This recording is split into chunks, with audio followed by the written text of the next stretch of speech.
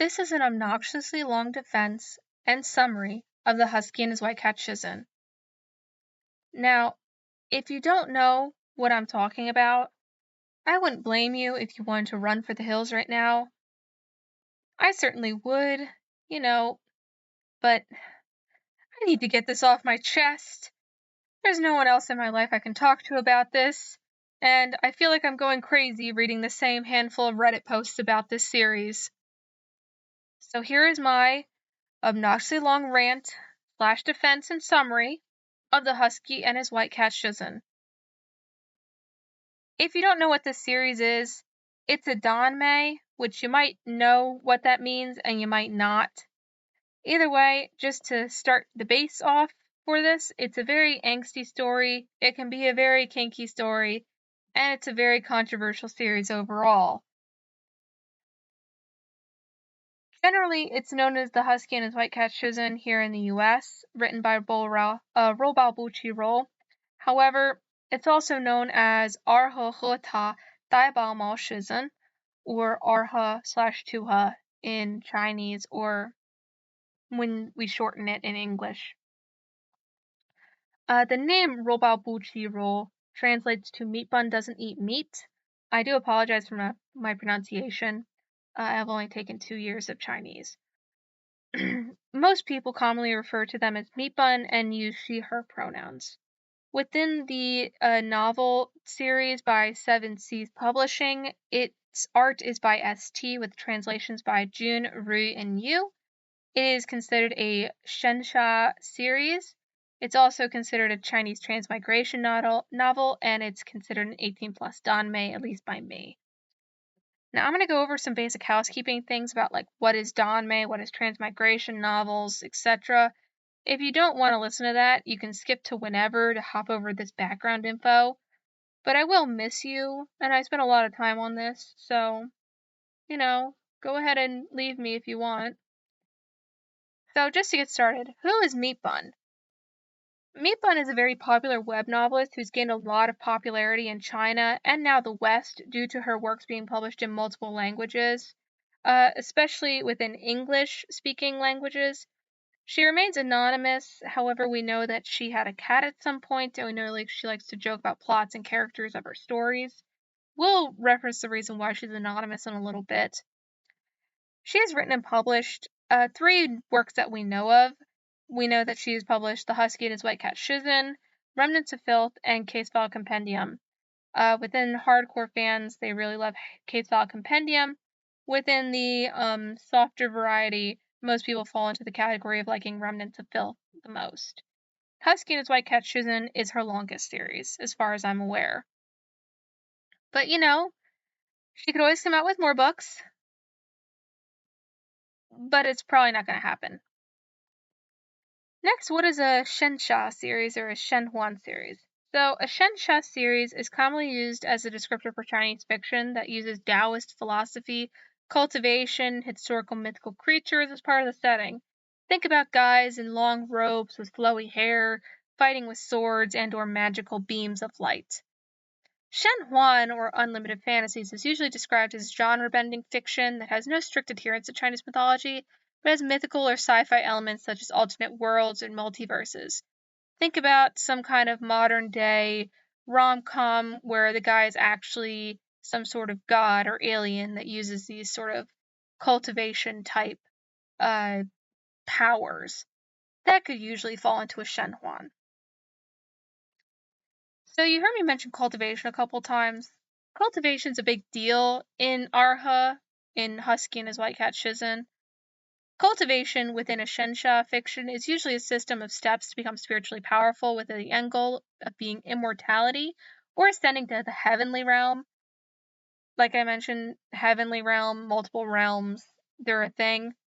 Most cultivation stories have common tropes of flying on swords or having a deep connection with their sword, having dual cultivation or having spiritual brothers / spiritual sisters, cultivation cauldrons, living in spiritual sects or essentially really intense temples with monks or some kind of teacher character. They also often have these different realms, such as a heavenly realm, a demonic realm, a mortal realm, spiritual realms, all sorts of different worlds. But, if you don't really understand that, think about the most basic, like, martial arts movie, and then just give them all really, really awesome hair and place them on flying swords going around really pretty landscapes and fighting demons. And you've pretty much got cultivation in a nutshell. ERHA is like that. It's a lot of pretty guys doing really cool things with swords, fighting demons, protecting innocents, all sorts of wonderful things like that. So it's also a transmigration novel. And if you know anything about transmigration, it's essentially isekai. That thing that most anime fans like, where they see a person from modern day get pushed in front of a train, and then they wake up as some kind of superpowered whatchamajig from another world. Chinese transmigration is like that a lot of the time, but not all the time. Chinese transmigration also includes a character from a fantasy world dying and then waking up again as someone else or in their body at an earlier point in time. For example, in Grandmaster of Demonic Cultivation, or The Untamed, if you want to go by the TV title, a person dies and then wakes up in a different person's body with all of the memories of their first life to enact revenge of some sort. Transmigration in relation to Danmei and in relation to ERHA is pretty much the same thing in this case. Person A lives their whole life, with person B sometimes being pivotal to it, but not usually as their romantic partner. Person A then dies through some event. Person A is brought back from their death into a body, sometimes their own body, sometimes somebody else's body, sometimes a fish body. Depends on the book. And they're transported into either their own world, just at an earlier or later time, or a fantasy world. Then person A, due to their past or present or future knowledge, discovers plot-relevant things while falling in love with person B, as a gay panic may or may not happen. And then person A and person B live happily ever after saving the world and doing all the things. Not all transmigration stories use this format the same way, but most of them do follow through with these general steps. And next, this series is a Danmei, which you might have caught on to the fact that Danmei is Chinese literature or other fictional media that depict homoerotic or homoromantic relationships between male characters. Danmei are primarily hosted as online web fiction and are typically created by women for women. This is an old school yaoi situation. These novels don't necessarily represent the gay experience or any sort of gay fictional history that someone's trying to promote. This is really old school level stuff, and the fact that Danmei is a sort of catch-all category means that homoerotic lit made purely for, as erotica, and homoromantic lit, either written by female authors to be sort of central as a story with a gay background, or a gay male trying to tell their own experiences in a romantic novel, all of this gets lumped into Danmei. So that's all well and good at a certain level, but it's also a little bit tricky when you start talking about categories when it comes to different levels of Danmei. Most modern Danmei have become popular in the West due to high-profile web stories being published in multiple languages and are adapted into film, manhwa, donghua, or live-action TV shows. One of the most popular of these is Heaven Official's Blessing. This was created by the same person that made The Untamed, or Modazusha. This donghua, or anime show, essentially, is on Crunchyroll right now, and it's considered very, very good. However, even Heaven's Official Blessing is not safe because Danmei is censored. It's censored in different degrees in China, depending upon a multitude of factors. Depending upon when it was created, it's censored differently. The censorship could be as minimal as an 18-plus story being written to be PG-13, or as extreme as jailing authors, banning works, banning entire websites that host works. The popularity of the shows, both in the East and the West, the star-powered actors that might be attached to the project, or its adaptations being led by the original writers, all impact the final product. So, for example, Heaven Official's Blessing, the Donghua, was set to have a live-action TV show, and yet never ended up getting one because it was censored during production. Meanwhile, modern Danmei, like ABO Desire, has to be self-funded and self-created. So this was a show completely created and funded by Nongjian, or the pair of sisters that wrote Desire. They filmed in China and got Chinese actors and promoted through Chinese social media and on Chinese web streaming services. However, when the show actually started airing, it was cut at the knees. The CCP shut that stuff down. They ended all streaming platforms that have access through China from airing the show. And the only way you could see the show was through a VPN or using one of the streaming services that they had contracts with that were created outside of China, like Gaga Ulala. This is very frustrating for someone that enjoys Danmei, because you have to essentially jump streaming services midway through a show sometimes, but it's not nearly as bad as what can happen with other shows. So, for example, The Untamed, that show that I was mentioning before, the one that had the same author as the currently running anime show on Crunchyroll, this was cut at the knees in a different way. This show is great. It's also not gay. It is a brotherly love show where two guys are just the best of friends who also share longing looks at each other.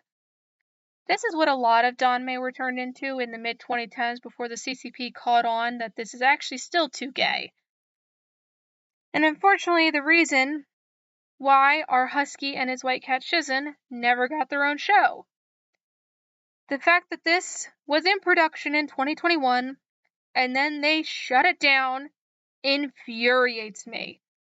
This could have been amazing, just for the fact that I would have loved to see what it would have been like for this book series to get turned into a bromance show. However, unfortunately, we're never going to see that, because the CCP is never going to let it be released. So we have the promotional material, and we have some background images, but the Husky and his white cat Shizun, or the TV series Immortality, is never coming out. How sad. So just to recap, now we know that the book series is also called ERHA, which is what I'm going to call it for the most part when I describe it within the plot synopsis section. We also know that the author is called Meatbun. We know that the series is either a Shenhuan or a Shensha, because it uses a cultivation type setting. We know that it's a Danmei because it's gay. It's transmigration because it has characters transporting themselves into a body after they die. And we know it's 18 plus because I say so. So welcome back, everyone that skipped the background info. I missed you all so dearly, but it's time now to move on.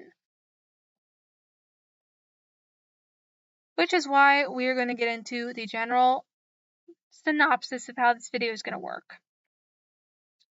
What this video will cover. We're going to cover some major criticisms of specifically ERHA. We're going to have a general plot synopsis for each book. And then for each book series, we're going to have a general timeline of the plot and a general family tree. This will change with each book. So just to start off with, what I will and won't address at length. What I will address is if the female characters are sexist stereotypes, if dubious consent relationships are unexamined by the narrative, if the series has a bad ending or an underdeveloped ending. What I won't address, besides a brief mention in this beginning section, is if homoerotic lit in Danmei as a fiction category for women is okay, if the marketing of Danmei and other 18 plus books is bad, and if the quality of 7C's published works has decreased at all, or has had issues. So just to start off with the sexism claims. BL and Danmei as a genre have had issues with female representation for a long time. Despite the fact that it's written by women for women, BL and Danmei have an issue where they box women in traditional roles, such as like evil stepmother or woman of the night versus an innocent or a cardboard cutout. They often do not have a lot of plot purpose, or if they do, they are simply there to help the main character, who is a male, follow through on their general plot progression. In Danmei like ERHA, which has so much 18+ content, a large concern from women readers is how women are represented, if at all. This can be summed up in Grandmaster of Modern Cultivation with the Yan Li versus Madame Yu situation.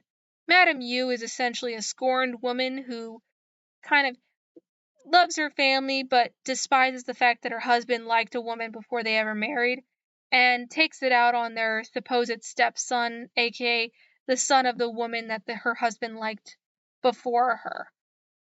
She whips him, berates him, almost, causes him to lose his arm, all things that are all very relevant to the story. Versus Yanli, her daughter, who is essentially within the novel series, at least, I'm not including the TV show, where they give her a little bit more to do, but in the novel series, she is a cardboard cutout character who does nothing. She is there for support and being kind and sweet to the male character until her eventual giving birth to a son and then quickly after dying. She has no plot relevance excluding being nice to people. And then we move on. What is the main question for this series? So the main series question for sexism is if this series includes women, are they fleshed out characters, and do they have important plot points that place them outside of traditional roles? Assault and consent.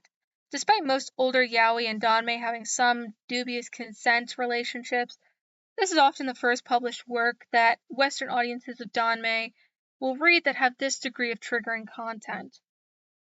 Those that do know danmei or do know older yaoi might pick up the series believing that the triggering content is there exclusively for kink purposes, or, like I mentioned before, they might not know about these things and pick it up and be surprised by the amount of triggering content and be, adequately grossed out by it. This is not helped by the fact that Meatbun themselves is a kink enjoyer and a slight troll about the level of triggering content, so they disregard a lot of the sort of pearl clutching as a joke. When it comes to this novel series, it's very 18+, so the main question is, does the work romanticize triggering content like non-consent and dubious consent, or does it examine this topic with nuance? Lastly, does the series have a bad ending? So, does the ending have twists for the characters and plot that don't make sense or are underdeveloped? I'm not going to expand upon this until we reach the ending, but just know it is a criticism of this series. Lastly, some things I will not mention besides this brief aside at the beginning, which is homoerotic fiction written by women for women.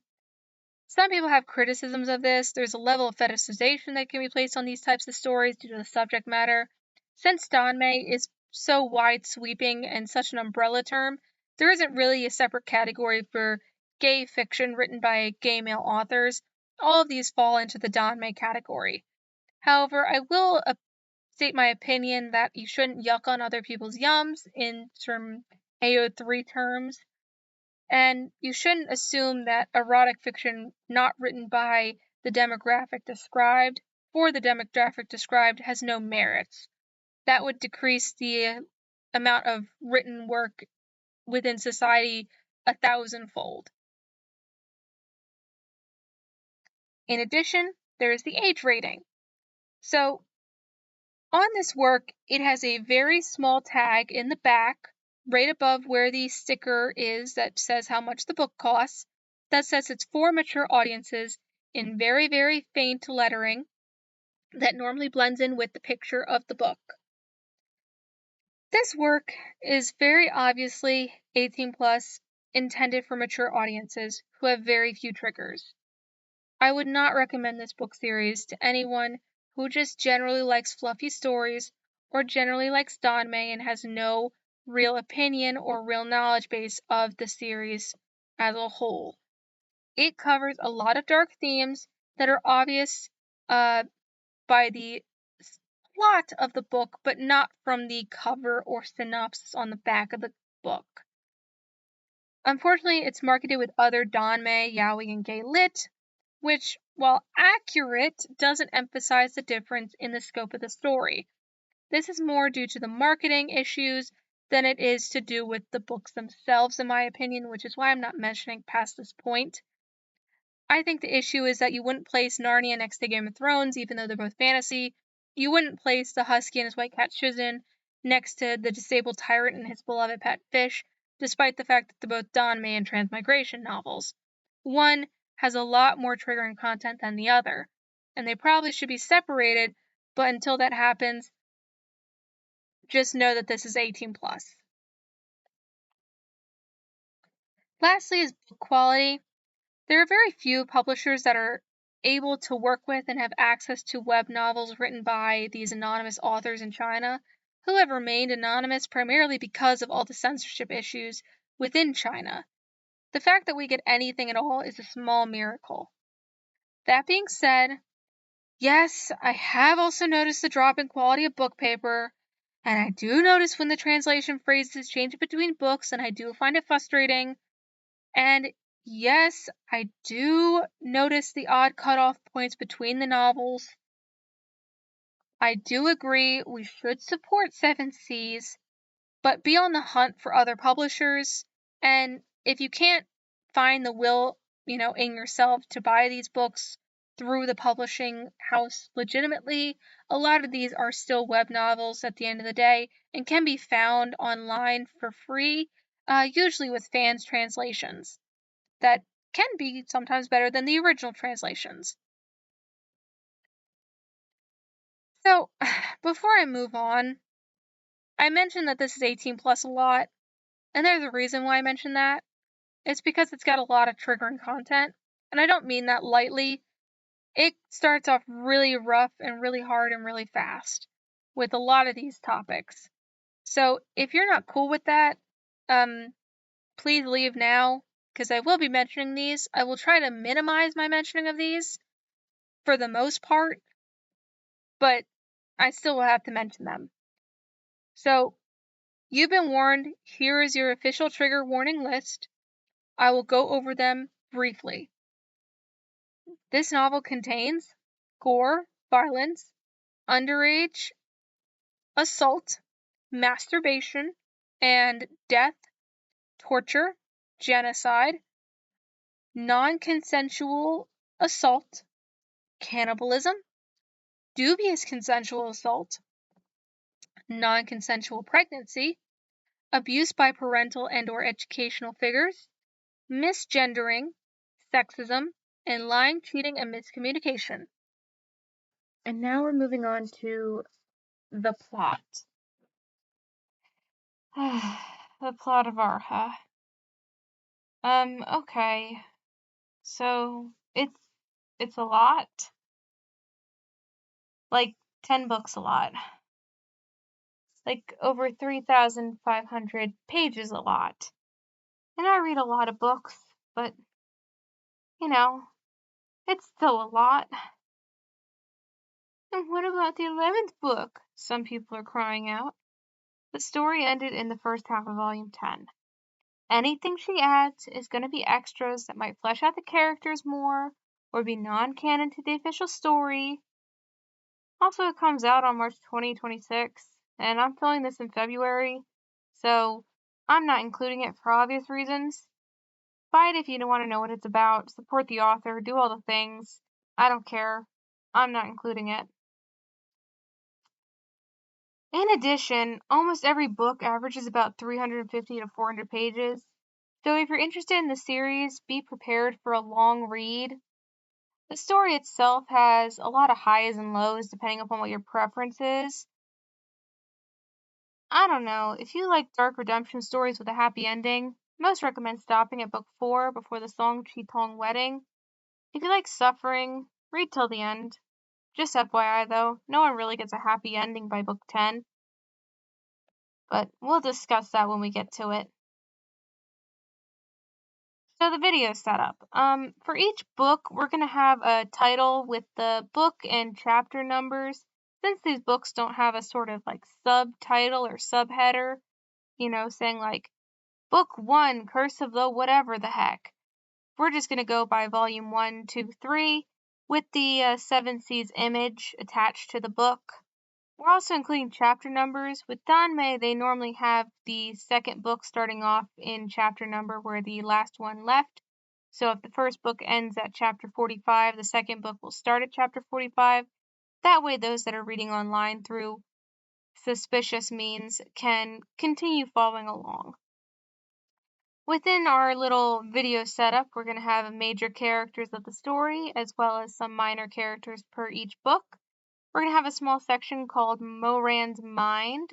Moran is our main character, who we will look at in just a little bit. Then we'll go into the general plot synopsis of each book. We'll have a World 1.0 and 2.0 timelines. And then we'll have a family tree update. All of these are going to be very general, and I am going to skip a lot of things. If you like reading these books and you think I missed your favorite part, well, that's too bad. Before I move on, I just want to shout out to Jukebox Hound on AO3/3799 steps on Tumblr, and the r/DanmeiNovels on Reddit and the fandom wiki for the Husky and his white cat Shizun. Just shout out again to them. I couldn't have done this without you, especially 3,799 steps on Tumblr.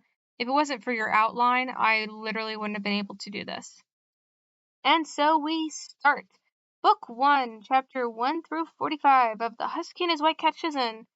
We have our main characters. We have this little kid on the far left. This guy is called Moran, aka Tashinjun, Moweyu, and this venerable one are all the names that he uses in this series.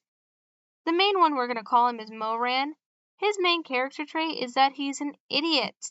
He is our protagonist for the series. The next person we have is Chu Wanning. That's the guy that the yellow arrow is pointing to. He also goes by Shizun, which is the title that you would call a teacher. He also is called the Yuheng Elder, and in Book 2, he is called Sha Sini. Next, we have Shu Meng. He goes by Shu Meng. He's what the blue arrow is pointing to. His main character trait is that he's sort of a nepo baby with a heart of gold and a fiery temper. The last one we have is Shu Ya / Shimei. Shimei is what they're called primarily, and that's what we're going to refer to them as. Shimei is normally a term of endearment that you'd call like a young girl or a pretty girl. That's what Moran calls this person a lot, and it's sort of been picked up by everyone else. Shimei's main characteristic is that they're outwardly kind, but very weak. Important characters mentioned in Book 1 is Song Chi-tong. She might not have been mentioned by name, but she's referenced several times. Next is Madame Wang, or Wang Chuting. That's Shu Meng's mom and Moran's aunt, and Shuya's maternal figure in this book. Next, we have Luo Xianqian, who is a ghost girl, and Gaochen the Exalted God. To start our series off, we have Tashinjun, that's Moran. Emperor Tashinjun is a 32-year-old man who has recently sort of killed his teacher and destroyed the world. He is currently an evil emperor who is trying to be defeated by Shu Meng, his previous sort of sibling almost, his cousin. Moran reflects on the fact that to become emperor, he went sort of crazy, killing his family, his teacher, destroying the world. He claims that all of this is due to the fact that his teacher killed his beloved Shimei, the person that he loves more than anyone else. He decides to commit unaliving and wakes up in the body of his 15/16-year-old self. When he does this, he is determined to use this redo to save Shimei from their awful teacher. Everything else for him is sort of set dressing. He just has this one goal in mind. Throughout the book, for book 1, he'll have flashes from his time as a teenager to when he was a sort of evil emperor in the palace. He'll have flashbacks to where sometime after Shimei's death, his teacher Chu Wanning attempted to make wontons like his beloved Shimei used to, and sort of refused to acknowledge Shimei's death as something sort of tragic and eventful for Moran. He also remembers the fact that he married a woman who looked a lot like Shimei later on during his years as emperor. And he also consistently recalls the fact that he abused Chu Wanning, that's his teacher, both physically and sexually, due to the fact that he had caused Shimei's death. Now, this is where a lot of those trigger warnings come in. These flashes of physical and sexual abuse of Chu Wanning get very graphic very quickly. So whenever you see this little sentence pop up, he abused Chu Wanning physically and sexually, just know that that's that very highly triggering content, and will be popping up throughout all of the books. All of the books. It will pop up with all the books. So book 1 proper really starts with Chu Wanning kind of coming across Moran, who's acting very irresponsible and stupid. He just woke up in a brothel and left, and Shu Meng and Chu Wanning sort of come across him and question on where he was at, and when he lies, Chu Wanning, his teacher, whips him with Tianwen, his sort of magical golden willow whip of truth that makes people tell the truth whenever it wraps around them. And when he finds out that Moran was hanging out at a brothel and not paying the boy that he slept with, he decides to whip Moran repeatedly and ask Moran to tell him the truth about how he feels, in which Moran claims to want to fuck Chu Wanning to death. So, really great kid that one is. After Moran has been sufficiently disciplined and then recovers, Chu Wanning, because he is sort of their teacher in this case, and as a cultivator sect, they sort of go on these field trips to help the mortal people. He decides to take his disciples to Butterfly Town to take care of an exorcism. When he gets there, he and Moran are separated and must pretend to be a ghost husband and wife to avoid being killed. During the exorcism, he discovers the reason for the ghost that they are currently there to try to exorcise is that the girl's family was outstandingly cruel to her, abused her quite harshly, and that her life sort of started off with systems of injustice and abuse heaped upon her for really no reason. He becomes very distraught and upset and even angered by this fact, and starts whipping the family members that are most at fault for the reason why she died.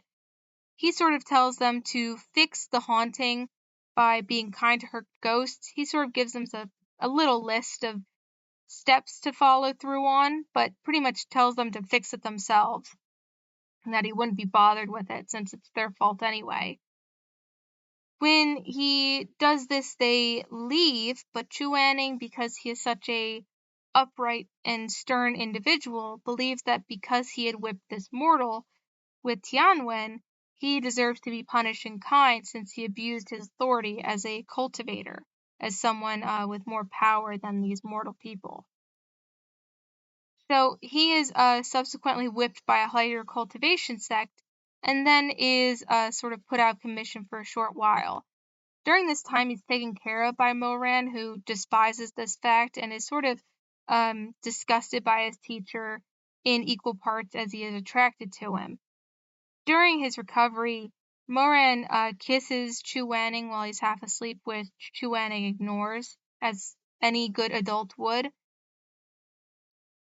Once he is fully recovered, he takes his disciples, that's Moran, Shimei, and Shumeng up to gather their spiritual weapons at Dwaning Peak, where a giant lake holds a bunch of spirits and gods that'll give you the perfect weapon. This whole perfect weapon thing is a very important situation for these children, since once you reach your spiritual weapon, you can start really cultivating to your true potential. Without a spiritual weapon, you're always going to be stunted in some way. Once I get to the top of the mountain and reach the lake, Shimei decides to go first and attempt to get their spiritual weapon. When Shimei goes forward, they fail to break the ice of the lake and awaken a spirit to give them a weapon. This was not surprising to Moran, since this happened originally as well. Moran then goes forward in second place and is visited by a spirit claiming to be Gauchin the Exalted. He invites all of the disciples and Chuaning to see under the lake where the spirits live in a village. Then he takes them to the armory in a tree under the lake. Don't question me, it's weird, I know. When there, he presents Moran with a box that has his spiritual weapon within it. Moran believes this will be the sword that he received in his first life. However, the spirit tells him that the box can only be opened by his true love. Moran goes to give this to Shimei, but Chuaning accidentally opens the box first, and Moran, to his surprise, sees that his magical weapon is not the sword that he assumed it would be, but a exact copy of Chuaning's willow whip. Moran, in his surprise, names the whip Jungguai, which means what the hell, because he's stupid and shocked. During this time that they're gathering their spiritual weapons, Chuaning and eventually Moran discover that all the spiritual creatures are acting quite strangely, and then subsequently realize that they're likely all dead and being puppeted through some sort of banned spiritual practice called a chess formation. They're quickly taken by the false creatures and almost killed. They're sort of put into this captive situation where they are, having to fight for their lives. During this time, Chuaning is somehow sucked into Shimei's body, and Moran, not understanding what's going on since this never happened in his first life, decides to confess to Shimei, who is in actuality Chuaning. Chuaning, of course, ignores this. And that is where Book 1 ends. So here's the timeline chart for World 1.0 at the end of Book 1. World 1.0 is what I'm going to call the world where Moran never went back in time. This is sort of, if the timeline never split situation, how would things have been happening before he went back to his teenage self. So we know that at some point Shimei dies due to Chuaning. We know that Moran becomes the emperor. We know that Ta Shin-jun, aka Moran, when he changes his name when he becomes emperor, abuses Chuaning. We know that he eventually mentions that he marries Song Chi-tong, or a beautiful woman that looks a lot like Shimei. We know that eventually after that, Chuaning, his teacher, dies. Then we know that Song Chi-tong is killed by Ta Shin-jun. And we know that Ta Shin-jun, aka Moran, is sent back to his teen years. With Book 1, we know a lot less about World 2.0 by the end of it. We know that Moran is sent back to his teen years from his original life. We know that the sect go to deal with the ghosts of Butterfly Village. They don't actually deal with it. They sort of tell the people that caused it to deal with it by being nice, which never has ever backfired on anyone. And then we know that they all went to go get spiritual weapons, with Moran getting a whip, unlike in his first life when he got a sword. And we know that when they get there, everyone is dead at the lake, and it is the first mention of a thing called a chess formation, a banned spiritual practice. So for our family tree, this is the family tree of Shishing Peak. That's where all these people live. That's where they sort of grow their cultivation powers, their magical ability. This is sort of their central hub. So we have Xu Zhenrong and Wang Chuqing. That is Xu Meng's parents by birth. Now, they adopted / took in Shimei. That's why his last name is also Xu. Xu Ya, in fact. However, he is not their son by birth nor by technical adoption. He is just sort of an orphan that they took in. Xu Zhenrong had a brother named Xu Zhanrong. I don't think we know his name in this first book. However, I'm just adding it here because it doesn't really matter. We know that this man eventually had a relationship with a woman who was of ill repute, so to speak, and she eventually bore Moran.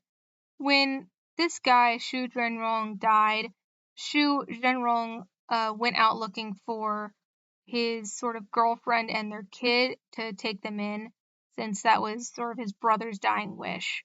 And that's how Moran came to live on Shishing Peak with the others. Xu Wanning's up in the corner because he's just their teacher and he just lives there. There's other people that live in Shishing Peak, sort of a whole sect of people, but these are our main characters, so that's why they're all included in this board. Before we continue, now that you've gotten into the story, we're going to discuss how the world is structured a little bit. So, the cultivation world in ERHA works kind of like a staircase with different stopping points. Within the story, there's the upper cultivation realm, which holds the majority of different sects. These groups are almost exclusively focused on improving their standing within their group and within the realm. They only focus on major issues and mostly ignore the commoners. Meanwhile, the lower cultivation realm consists of just Shishing Peak. That's our main character's peak, by the way. They do mostly outreach to commoners, help with exorcism, but they also help with the bigger things as well. The last is the mortal realm. This is shown as containing peasants of all classes that would be seen in ancient Chinese Shenxia settings, from prostitutes to merchants to farmers. These people can become cultivators if they have the money and the energy to do so, but it's incredibly difficult.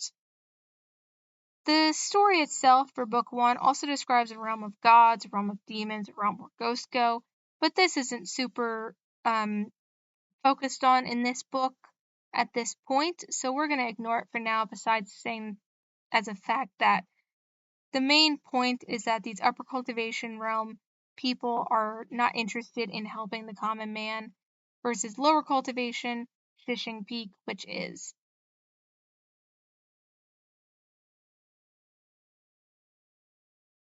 And now on to book 2. That's chapters 46 through 88. Within book 2, we have our same set of main characters. That's Moran, our lovable idiot protagonist, who is also secretly a evil emperor in another life. Xu Wanning, his teacher, aka Shizun, and he is the person that was abused by Moran in the other life. Meanwhile, in this one, he is still just his teacher. We have Xu Meng, who is Moran's cousin, our lovable little tsundere, who has a heart of gold, and also a lot of gold in his wallet. And then we have Shimei, Xu Meng's sort of semi-adopted sibling, and the love of Moran's life. Important characters mentioned in book 2, besides our lovable cast of main characters, is Song Chitong again. We have Xu Zhenrong, aka Xu Meng's dad or Moran's uncle. We have Chu Xun. We have Yi Wangsi and Nan Gongsi of the Rufeng sect. And we have the Feathered tribe. During his time as a teenager, he has flashbacks to his previous life as per usual. This is Moran's flashback hour. During the book, he remembers that he of course abused Chu Wanning physically and sexually as sort of a concubine or consort or imprisoned person during his time as emperor, and he relates this all to doing this because he was so distraught over Shimei's death. He also recalls during this book how he killed a lot of people and destroyed a lot of lives. He did this in the first book. However, in book 2, it's pointed out a couple of times that in these situations where he is coming across someone and realizing that they are either more interesting or different than what he assumed from his first life, he is starting to have these feelings where he's not really sure if he made the right decision all the time when he was becoming an evil emperor. Certain people lived and died differently in this series compared to when he was emperor or when he was becoming emperor. So he's trying to determine whether he should make the same decisions again in the future, specifically about things like the Rufeng sect, Song Tong, and others. He gets these flashbacks during high stress situations while he's sleeping. So when he comes across these people, he's starting not to feel great about some of his actions that he took against them. This will play out within this book. And just moving on to our main plot, we return to our heroes as they are fighting off these evil chess piece creatures. After returning to their appropriate bodies, Chu Wanning pretends not to hear Moran's confession to Shimei. He sort of just realizes that, oh, I guess one of my students likes another one of my students. How adorable. During this whole kerfuffle, Shu Meng is actually the one that destroys the evil tree/thing that is controlling them. However, by doing so, he makes it so he is never able to gain a spiritual weapon. This will forever limit his cultivation. So, as I mentioned before, spiritual weapons are a big deal in books like these. In this book, a spiritual weapon is tied to your spiritual core, which sort of has a earth, fire, water, wind element to it. Moran got a spiritual weapon that is tied to wood since his spiritual core is so unique. Shu Meng was going to get a spiritual weapon, and he did in the first life, in World 1.0. So Moran was surprised when Shu Meng, in fact, couldn't and didn't get a spiritual weapon here. This chess formation is completely different than what happened in the first world. However, there's nothing to be done about it now, so they all escape the lake and try to figure out who could have made this chess formation. The chess formation is, in fact, sort of taking all of these people and creatures and creating zombies sort of out of them, or puppets, aka chess pieces. However, because the fact that there wasn't any sort of like evil person in a giant hood monologuing about their evil schemes at the end of this, or why they were trapping these people under the lake, trying to keep them there, doing all these soul swapping things, they couldn't really come up with anything, any reason why these chess formation creatures were created. So they kind of just decided to go home. During this book and on the way home, Chu Wanning starts having dreams about being abused by Moran and sort of takes it out on him. We as the reader are acknowledging the fact that these dreams are possibly of World 1.0 where Moran, aka Tashin Jun, had been abusing him physically and sexually. So Chu Wanning is starting to get these flashes of memory from World 1.0 and is just assuming that they're very strange dreams. When they finally arrive home, Chu Wanning, oddly enough, gets turned into a kid. This is due to his injuries and lack of spiritual power, something to do with the evil vine willow thing that was trapping them under the lake. Don't worry about it, it's not a big deal. Just know that for the majority of this book, he is a kid, and the other disciples call him Sha Sini. Chu Wanning decides to do this. He goes by the name Sha Sini for this book and pretends to be a new disciple of Chu Wanning's. His peers, aka like Shu Meng's dad and the other adults in Shishing Peak, they know what's going on for the most part, and they're trying to make him some sort of like magical pill to help him become an adult again quicker. But right now what he needs most is just some, R&R as a kid for some reason. So while the group's having their R&R session back in Shishing Peak, they're actually invited to a special event. They're invited to the Feathered Tribe for extra training.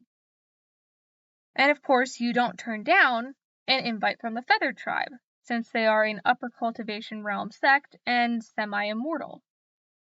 They are known to be very righteous and extremely intelligent, so it would be a shame not to go. And of course, they do go. Sha Sini and the two boys Mo-Ran and Shu Meng end up going to the Feather Tribe for sort of attack study. This is to study about the sort of magical barrier that could be weakened in the coming years that will possibly let out ghosts and spirits from the spirit realm to attack humans in Butterfly Town. This can happen several times, and this happened in Mo-Ran's original life. So that's what they're going there to sort of study, is to how to stop this barrier from opening / how to, close it or make a barrier for it.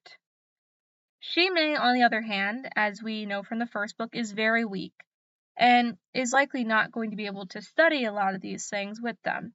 So Shimei goes to learn healing in sort of a different area of the Feathered Tribe sect.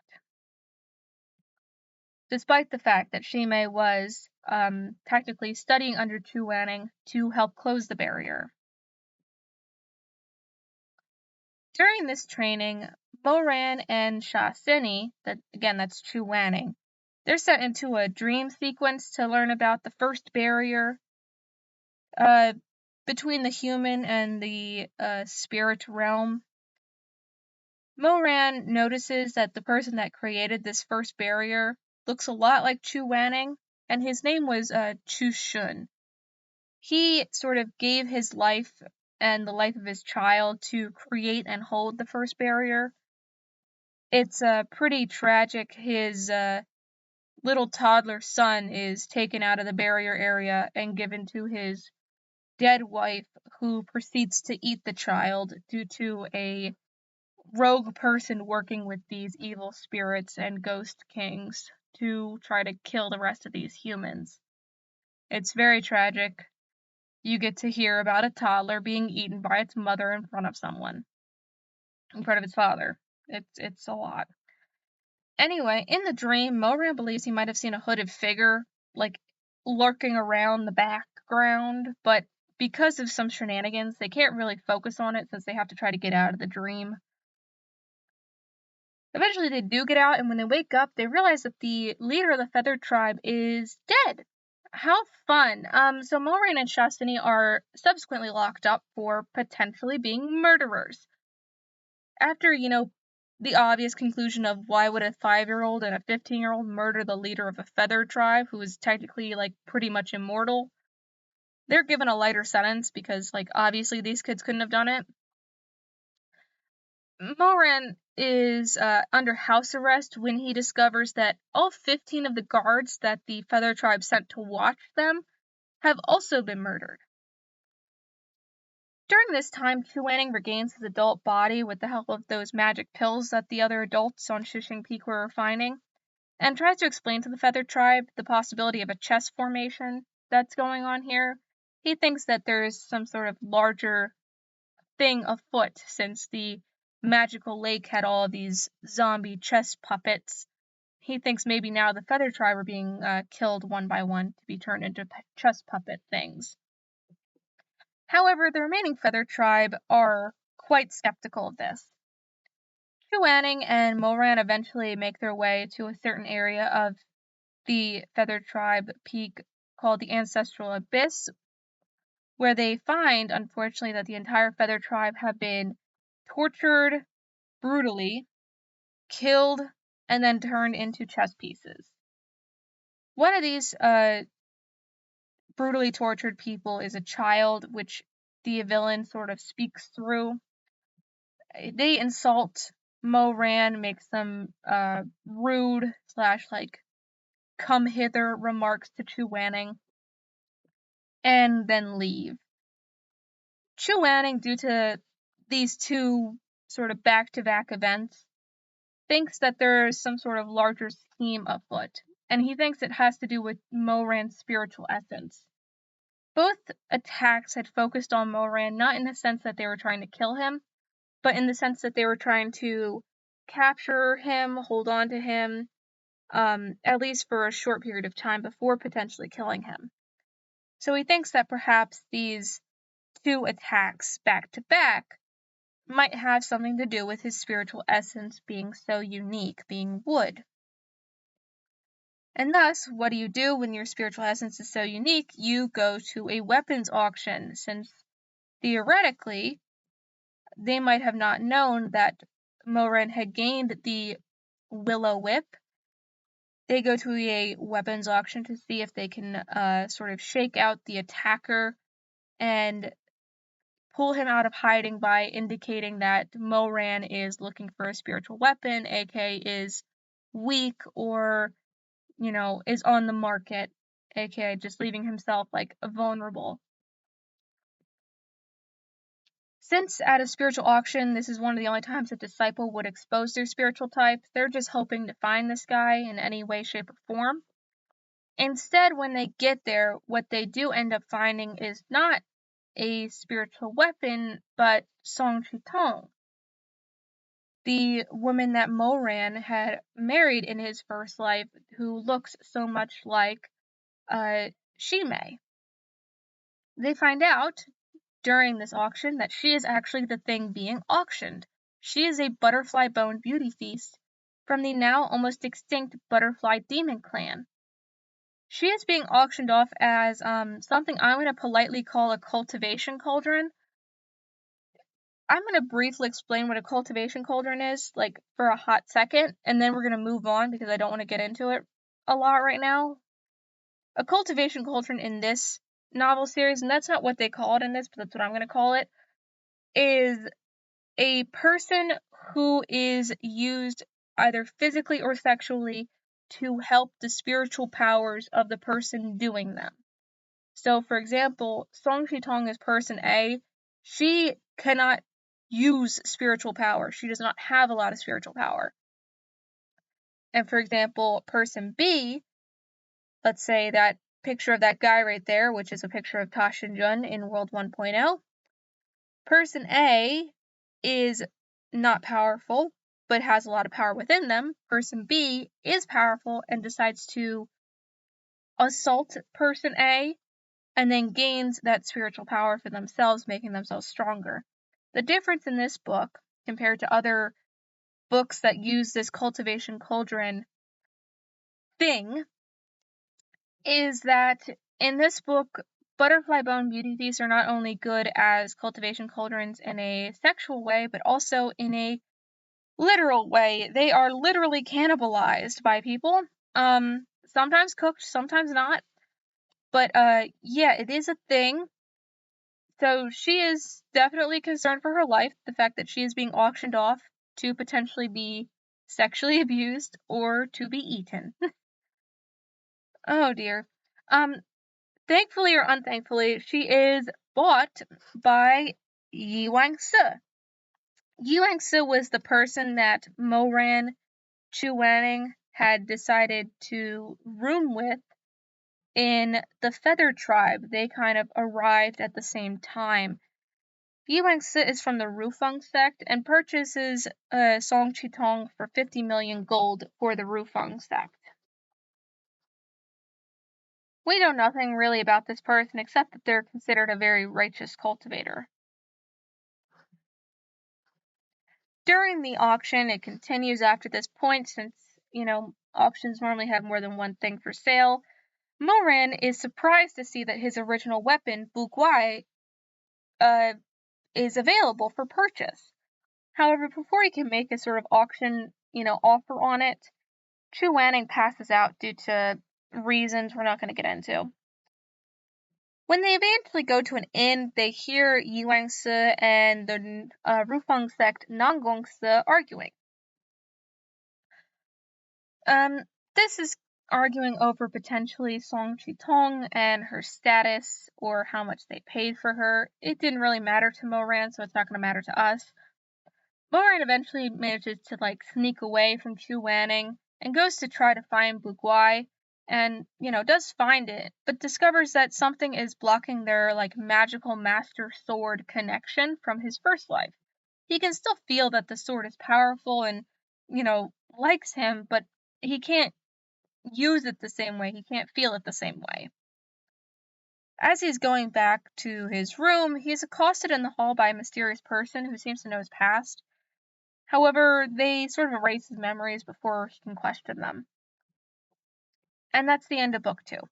So, when we're looking at book 2, we have the same timeline as before. We know that Shimei dies due to Chu Wanning, at least according to Moran. We know that Moran became the emperor and changed his name to Ta Xinjun. We know that Ta Xinjun now destroyed the Rufeng sect to capture Song Chitong, so that's a new plot point. We know that Ta Xinjun captured and abused Chu Wanning. We know that he eventually also married Song Chitong because she looked so much like Shimei. We know that Chu Wanning dies, and Song Chitong is killed by Ta Xinjun, aka Moran, and then Moran is sent back to his teen years. With book 2 timeline, we know a little bit about World 2.0. By the end of book 2, a little bit more. We know that, to start off with, Moran is sent back to his teen years. The sect have to deal with the ghost of Butterfly Village. The sect goes to get weapons, and Moran gets a whip instead of his sword. We know that everyone at the magical lakes that gives weapons is dead and turned into a chess piece. We know that Chu Wanning looks like some guy from the past. We're gonna not get into that now, but it is important for later. We have our second chess formation. We know that everyone at the Feather Tribe was turned into a chess piece and, of course, killed. And then we have Song Chitong was purchased by the Rufeng sect this time, and a hidden figure knows about Moran's past. And this is our family tree for Shishing Peak. It is not changed at all. We still have Xu Zhenrong and Wan Chuqing as the mother and father of Xu Meng and the adoptive or semi-adoptive parents of Shimei. And we have Moran being our wonderful little cousin and Chu Wanning up in the corner as their teacher who is not related to any of them. Now on to book 3. Book 3 is chapters 89 to 119. Our main characters are the same. We have Moran, who is our, of course, lovable teenage protagonist, who, of course, was actually secretly an evil emperor in another life who abused and, sexually assaulted all sorts of people and things. Wonderful kid, that one. We have Chu Wanning, their teacher. We have Xu Meng, their cousin, and Shimei, the love of their life. Important characters in book 3. So we have Luo Xianxian. If you don't recall, she was in book 1. She was the ghost girl that they had to go exorcise. She's now being referred to as a demon, and we'll get into why in a little bit. We have Monk Huizai. Apologies for my pronunciation for that word in particular. I cannot say his name very well, so I'm going to probably refer to him as the monk. There's only one monk in this story that's of importance, so he's the monk. We have Chushun, who now we're going to see as a ghost instead of just as a memory. We're going to meet the 4th Ghost King, and we're going to have flashbacks to Moran's mother. So, in this book, he has several flashbacks. Moran's flashback hour.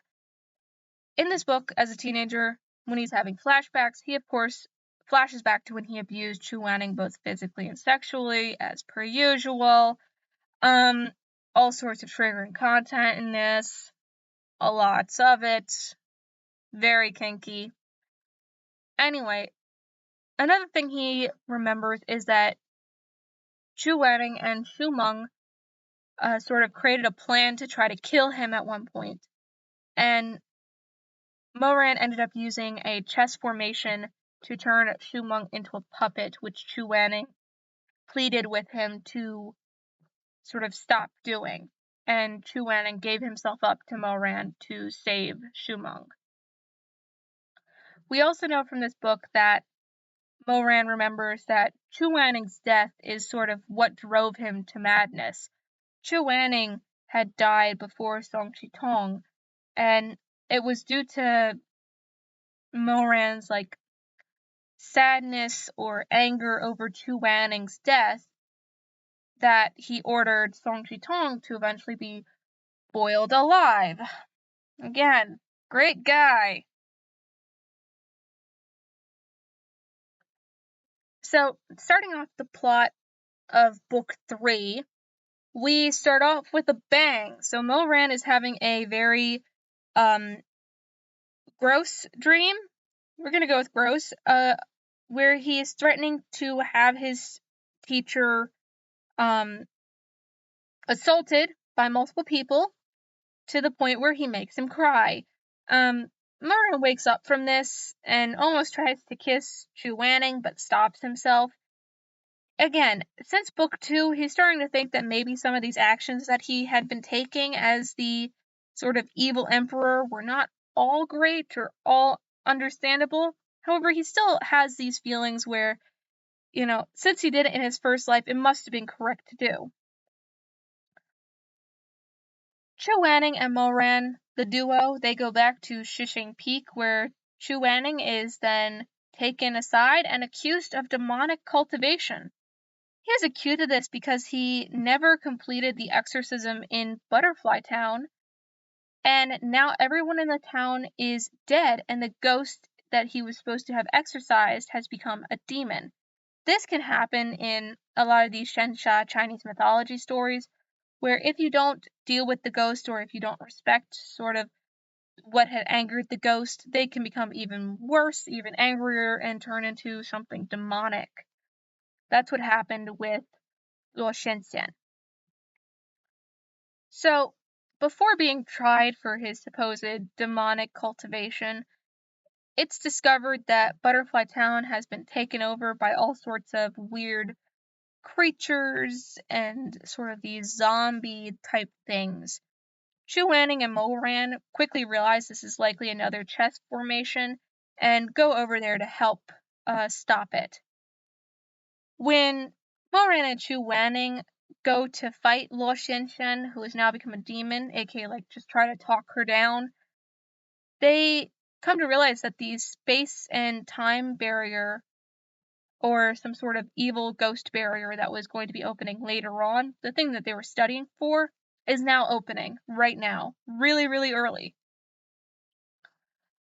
Moran is shocked by this because this was not supposed to happen now. This was supposed to happen several years in the future.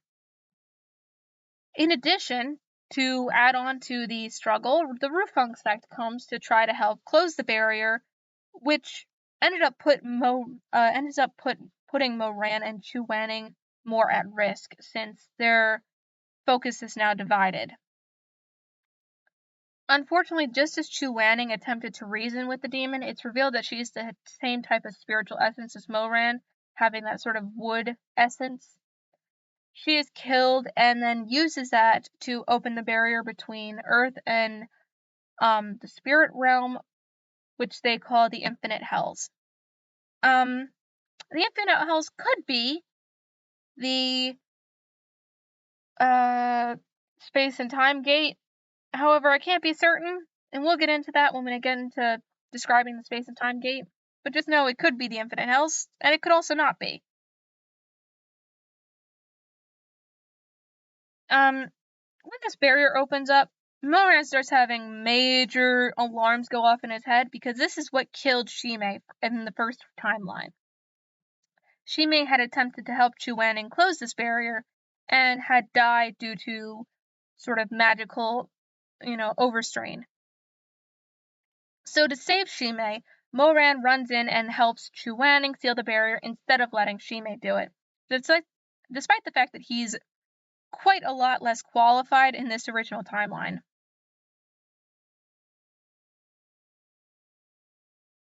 During this time where they're closing the barrier, Chu Wanning is revealed as Sha Sini before Moran passes out from exhaustion. When he awakes, he is overjoyed to discover that Shimei is alive. He accomplished his goal. Moran has done what he wanted to do. He has saved Shimei from ultimate death. However, Shu Meng, to sort of rain on his parade and give him a dose of reality, lets him know that Chu Wanning, their teacher, had died. Yeah, Chu Wanning died after closing the barrier, saving Moran from possibly being killed by the other zombie chess pieces, and carried his unconscious body up the 3,000 stairs to Shishing Peak, where he then tucked him into bed, tried to care for him, and then died. Yeah, so while the rest of the cultivation world tries to find what the cause was of the Butterfly Town massacre, a monk decides to visit Chu Wanning's disciples. This monk was Master Huazai, and he explains that he was Chu Wanning's master, and he can use a sort of forbidden technique to revive Chu Wanning's souls from the afterlife before reincarnation occurs. This is sort of the fetch quest book where they have to go and get Chu Wanning's different souls, since souls are sort of split up in the process of reincarnation within this book and some versions of Chinese mythology. So Moran takes this sort of soul-calling lantern and leaves to go find his teacher. He finds the first soul, reenacting Chu Wanning's final moments, which was caring for Moran. And he becomes very upset by this, since this was the person that he had so abused in his first life, choosing to spend his final moments caring for this teenager. When Moran continues to find the rest of Chu Wanning's souls, he gains the help of several ghosts, including Chu Shun, that guy that created that first barrier. Chu Shun and several other ghosts direct him toward the fourth Ghost King's palace, where beauties are kept from reincarnation. During his time in the ghost realm, he remembers how much his mother had suffered to feed him anything that she could, and relates this to Chu Wanning feeding him in his final moments. He really compares Chu Wanning a lot to his mother in this book because of how much Chu Wanning had cared for him as his teacher, despite the fact that Moran was being sort of a giant asshole of a teenager for the last two books. Moran eventually finds Chu Wanning, and they escape from the fourth Ghost King Palace. They're almost caught due to other ghosts realizing that Moran is actually alive due to his shadow. However, using their whip and the monk, they manage to get out of the ghost realm. The monk tells Moran and the others that Chu Wanning won't wake up for 5 years, but when he does awake, he'll be completely cured of death, and Moran will no longer be a teenager. And that's the end of book 3. It sort of ends on a happier note. We don't get a lot more information about the world from book 3, except for a few minor notes in the beginning. So from now on, when you see this little lightning flash, that determines the before times and the after times, sort of where the timelines split. Everything before the lightning flash will apply to both timelines, but I won't include it on both timelines just to save for space. So in this case, the only two things we've added are that Moran's mom died, and that Moran is taken in by the Shu family, aka Shu Meng's mom and dad. Then there is the timeline split, but in World 1.0, where nothing ever happened, we have that Shimei dies, now due to the barrier, not due to Chu Wanning, since we know it wasn't Chu Wanning that caused his death, it was possibly magical exhaustion, or unable to survive the, barrier what needed to close. After that, we have Moran becoming the emperor. Moran, aka Tashin Jun, capturing Song Shitong and destroying the Rufeng sect.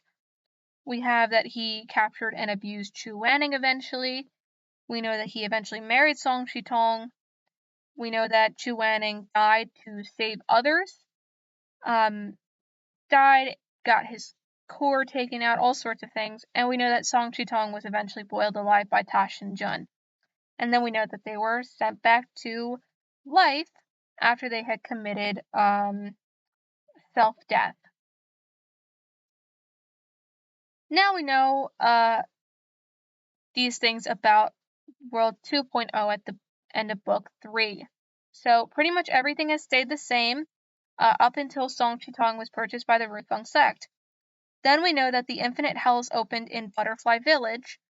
We know that Chu Wanning dies. So yes, major character death. And then we have a 5-year time skip for Chu Wanning to come back.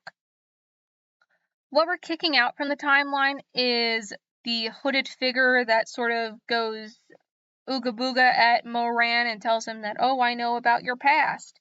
Because Moran does not remember that. The guy erased his memory, so we won't remember it either.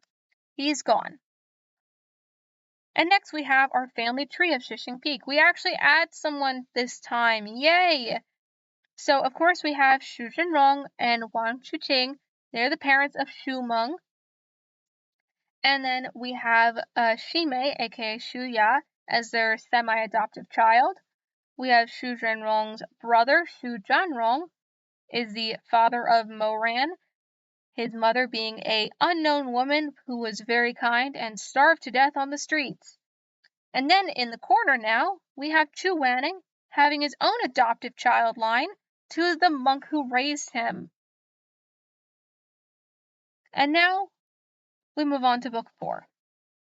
Book 4 is the happy one. If you can't deal with sad endings, bittersweet endings, don't read past this book. If you wanted to be invested in the characters and then just see them have a good ending, a happily ever after, just stop here after I mention the Song Chitong wedding, and you don't have to listen further. Just FYI. So, these are our main characters. I'm not changing the photo for right now because I don't need to, but just know that all of the students are now in their 20s. There has been a 5-year time skip. We have Moran, who is now in his 20s. We have Chu Wanning, who has been asleep for the last 5 years because he's been technically dead. We have Xu Meng, who is now also in his 20s, and Shimei, who is also in his 20s. So important characters in Book 4, we have Song Chitong again, our Butterfly Bone Beauty Feast. We have Xu Zhenrong, Xu Meng's dad / Moran's uncle. He's in there in the background doing things. We have Yi Wangsi and Nang Gongsi of the Rufeng sect. Those are those people that were arguing / the people that bought Song Chitong last time from the auction house. We have Ling Er, who is a farm girl, who is sort of a minor character, but a funny one. And then we have Nang Gong Lu, the Rufeng sect head, aka Nang Gongsi's father. And here we are at Moran's flashback hour. So, during his flashbacks to his previous life, he remembers that, of course, he abused Chu Wanning both physically and sexually and did all sorts of evil deeds towards others. During this book, since there has been a 5-year time skip, he has done a lot of growing, especially while he's not around Chu Wanning. He has started to feel terrible and really conflicted about his actions, not just to his teacher, but to others around him. He's starting to come to terms with the fact that he doesn't understand how he could have been so cruel to people in World 1.0. He really doesn't understand why his actions could have led to him being this sort of evil emperor character at the time, despite the fact that he had loved Shimei so much. He doesn't really comprehend how he could have gotten to the point where he became evil emperor that assaults his teacher so much, especially sexually. However, despite this fact, he's having trouble distinguishing normal sexual desire and his sort of perversion for Chu Wanning from the World 1.0 timeline. So, as an example, he'll have a very, in his mind, sexy dream of him abusing Chu Wanning in World 1.0 as an evil emperor. where he makes Chu Wanning do all sorts of sexy things that Chu Wanning doesn't want to do. And he'll wake up and feel very conflicted about this because, on the one hand, he is attracted to Chu Wanning and is enjoying the fact that he gets to see Chu Wanning in that way.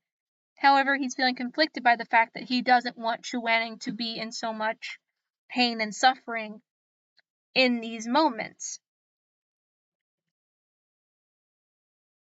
So, just as an FYI, I mentioned a couple times, Moran is now officially legal. He's an adult. That's the guy that's shirtless in the background. That is our Moran now.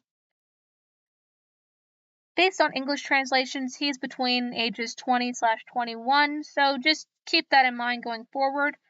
Chu Wanning is supposedly immortal / somewhere in his 30s, so there is no more age gap / weird underage nonsense going on.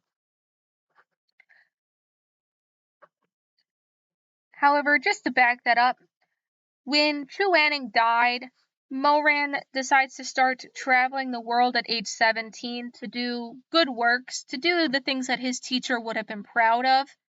This is, for example, helping random towns that are far away, destroying demons, exorcising ghosts, helping villages farm their wheat for the year, all sorts of wonderful, kind, good boy things.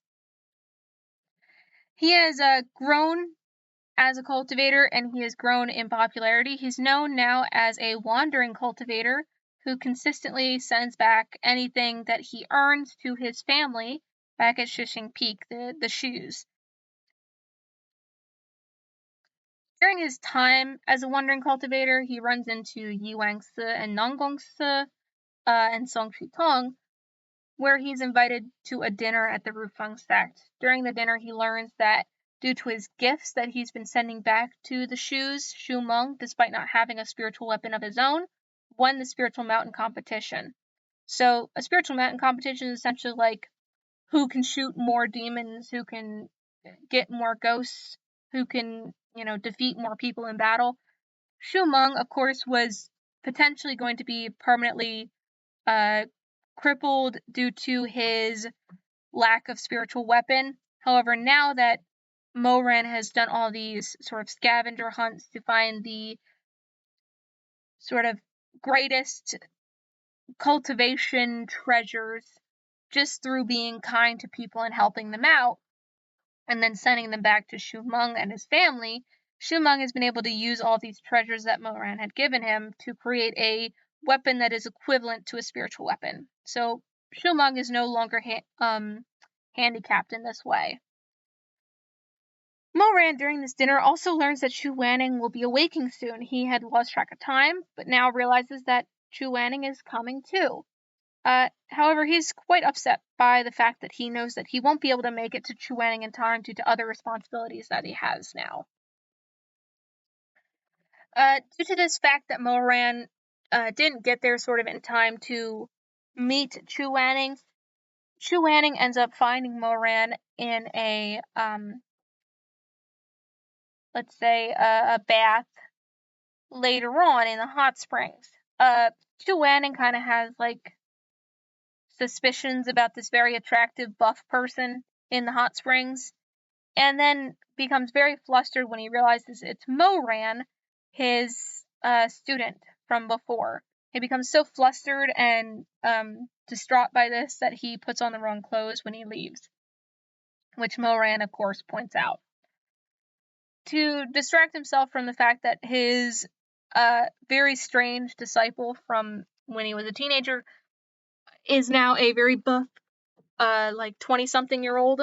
He tries to distract himself with these, cultivation guidebooks from the last 5 years, which turns out to be just a bunch of smutty nonsense that Shu Meng had picked up for him by accident, making him even more flustered. So, Chu Wanning, because he becomes so flustered, wears Moran's robes again the next day. It's a whole comedic bit. This book series can be a little bit funny when it wants to be. The next day, Shimei, Chu Wanning, and Moran go out to eat. During this time, Shimei actually does try to put some moves on Moran. This is the first indication that we have that Shimei likes Moran in the same way that Moran had claimed that he had loved Shimei. However, Moran sort of ignores this act. He is really cold towards Shimei, or at least not as outwardly affectionate as he used to be. And Shimei has come to sort of realize that Moran might have stopped caring for him like that, since Moran is so obsessed with focusing on Chu Wanning. After this dinner with the three of them, Chu Wanning and Moran discuss the monk briefly, but Chu Wanning doesn't want to talk about him. There's some reference to the fact that Chu Wanning was kicked out of the temple where he lived with the monk when he was in his teenage years due to some reasoning. However, after this point, Chu Wanning, due to his flustered nature, wanting to get off the peak where everyone's eyes are on him, he decides that he and Moran will go help harvest rice and inspect the butterfly town barrier. And this is where sexy and sweet farm life happens. So nothing much plot-wise happens for a while. Chu Wanning acts like a tsundere, where he's hot and cold.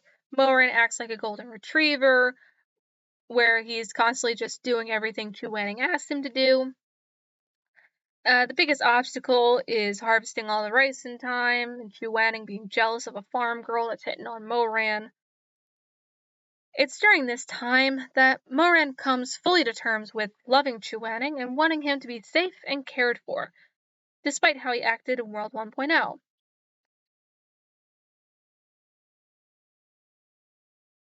Sadly, all good things come to an end, and the two of them are invited to the wedding of Song Chi-tong and Nang Gong-se. That's the Butterfly Bone Beauty Feast, and the heir of the Rufeng sect. All of Shishing Peak was actually invited to the wedding, so they all pack up and start going. Moran and Chu Wanning have to stop at an inn at night, and this is one of the first consensual / dubious consensual times that they're together. They both know that the other is across this very thin wall, and they both sort of get it on with themselves while listening to the other person get it on with themselves. Chu Wanning, unfortunately, during this point, is still being haunted by dreams of Moran's abuse of him from World 1.0 as evil Emperor Ta Shin-jun. He thinks that these are sort of fantasies or perhaps concerns that he's blowing up in his head about becoming active with Moran in the future if Moran decides to pursue him. He does not think that these are anything other than fantasies or reactionary ideas in his head. He has no idea about World 1.0. When they eventually leave the inn and go to the Rufeng sect, Moran and Chu Wanning are completely unimpressed by the leader, Nang Gong-lu, due to his weakness in flattery. He's a very soft kind of leader, while his son, Nang Gong-se, is very hard-headed and rude. Moran, during his time around the sect, as he's sort of just observing people, comes to believe that Song Chi-tong is coming between Nang Gong-se and Yi Wang-se. Nang Gong-se being, very rude and hot-tempered, always insulting Yi Wang-se, and Yi Wang-se being sort of cold and rude back in a way. Moran sort of has this feeling that Song Chi-tong could be behind what's going on, or at least is a sort of malicious figure, since in his first life she always sort of had schemes afoot, at least in his opinion. Moran decides that he should stop the wedding, since Song Chi-tong could have some sort of suspicious plan that has to do with the Rufeng sect. He has really no basis for this, but he just is assuming this because she's his ex-wife, and he believes that she sort of always had something going on behind the scenes that he could never figure out. And that's the end of book 4. Again, this was the book that really could have just been an ending for the series if they hadn't continued on with the Song Chitong wedding. There's nothing that changes in Book World 1.0, at least not anything important, so nothing has been added to our timeline chart. As you can see, we have Moran's mom dying, Moran being taken in by the Shus, and then we have our timeline split. During World 1.0 timeline, we have Shimei dying due to the barrier. We have Moran becoming Emperor Tashinjun. We have Tashinjun destroying the Rufeng sect and capturing Song Chitong. We then know that he captured and abused Chu Wanning repeatedly. We know that he marries Song Chitong. We know that Chu Wanning dies to save others, and we know Song Chitong is boiled alive by Ta Shinjun before Moran is sent back to his teen years. And then for Book 4, for World 2.0, we know nothing really changes here either. Unfortunately, we just get to add a shirtless Moran picture called Happy Days, which hopefully won't leave us. I like shirtless Moran at the end. I wish this could have been the end, but it's not. So, for a family tree on Shishing Peak, nothing much has changed. We still have the two parents, Shu Zhenrong and Wang Chuqing, are the parents of Shu Meng, and the adoptive or semi-adoptive parents of Shimei. We know that Shu Zhenrong's nephew and Shu Meng's cousin is Moran. We know that Chu Wanning was the adopted child of a monk. All pretty simple things. Next, we have the Rufeng sect. This is Rufeng sect easy mode. I'm not going to get into a lot of stuff like from Nangong Lu's generation, because that's a whole mess and a half. But as people come up who are alive, we're going to include them, or people that are mentioned a lot, we're going to include them, excluding some outside things. We're not going to get into a lot of Rufeng sect stuff. I'm sorry, but this is what we're including. So, right now, in this book, we know that the Rufeng sect consists of Nangong Lu, who is Nangong Si's father and the current head of the Rufeng sect. We know that Nangong Si is the Nangong sect heir, the Rufeng sect heir, and we know that he has a mom who is currently dead. We know that Yi Wangsi is a Shadow Guard member, or the leader of the Shadow Guard, and Nangong Si's sort of friend, maybe. And we know Song Chitong is bought by the Rufeng sect last book. And now we have book 5. This is where the plot starts really plotting.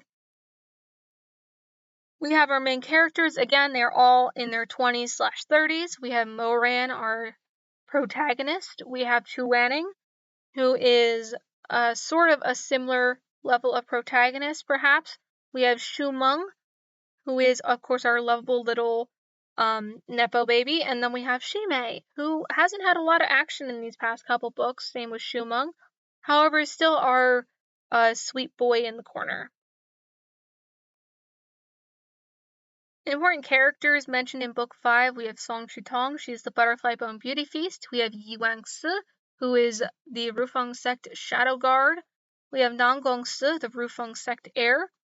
We have Shu Shuanglin, aka Nangong Shu. We'll get into why they have two names later. That's Yi Wangsi's adoptive dad. And then we have Nangong Lu, the Rufeng sect heir, the Rufeng sect head, excuse me. And now we're on to Moran's flashback hour. So, during his flashbacks in this book from his teenage, or from his current status as a 20-something-year-old to his previous life as evil emperor, he remembers that he abuses Chu Wanning both physically and sexually. However, in this book, he decides that he'll be more forward with Chu Wanning and try to be a potential lover that would be worthy of him. He decides that he has spent 5 years sort of atoning for his sins in a way, being a good person, doing good deeds. And he wants to sort of ignore everything that happened in World 1.0 and go forward with the idea that since he has sort of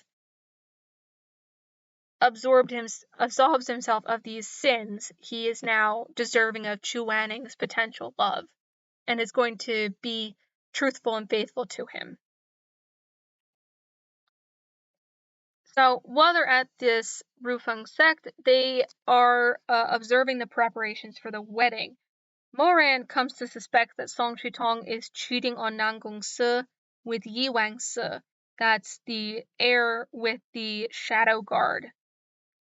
We learn that the Rufeng sect uses large wolves to hunt, and that Chu Wanning enjoys them.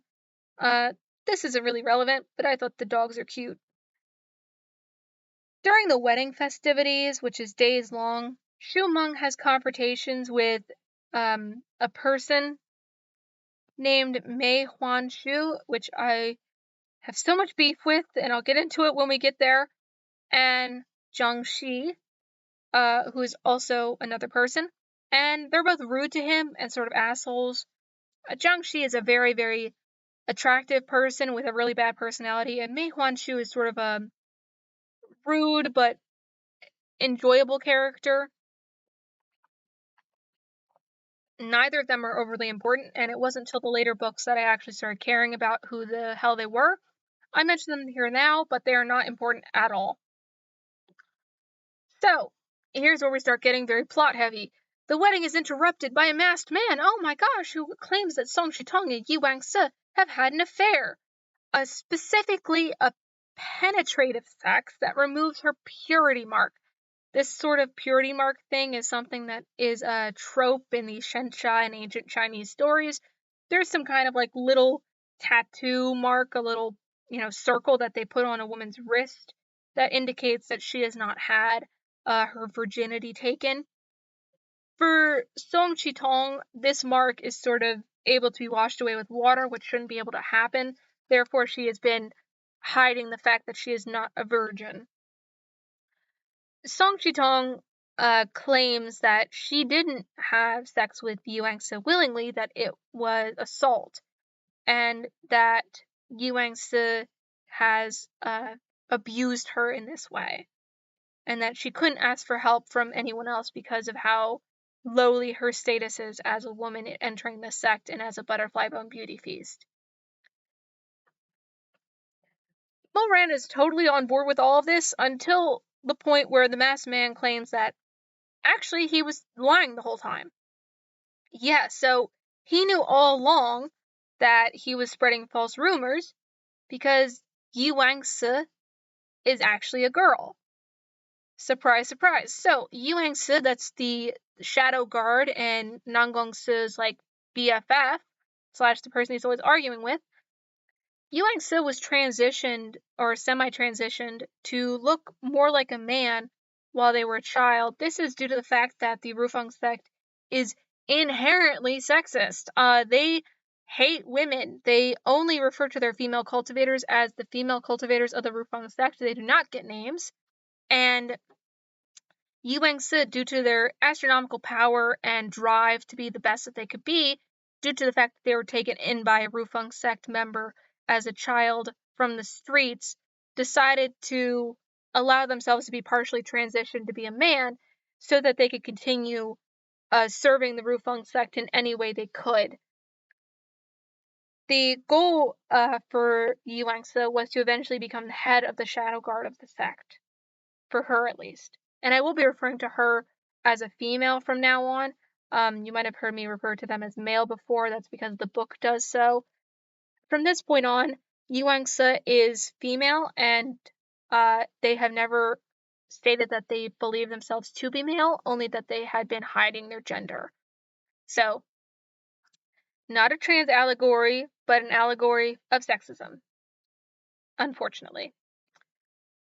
So, all this drama happens with Yi Wangse, everyone's oh so shocked, but while this is distracting everyone, a thing called a heavenly rift opens, releasing more destruction. This could also be a space and time gate. Again, we'll get into it when I get there.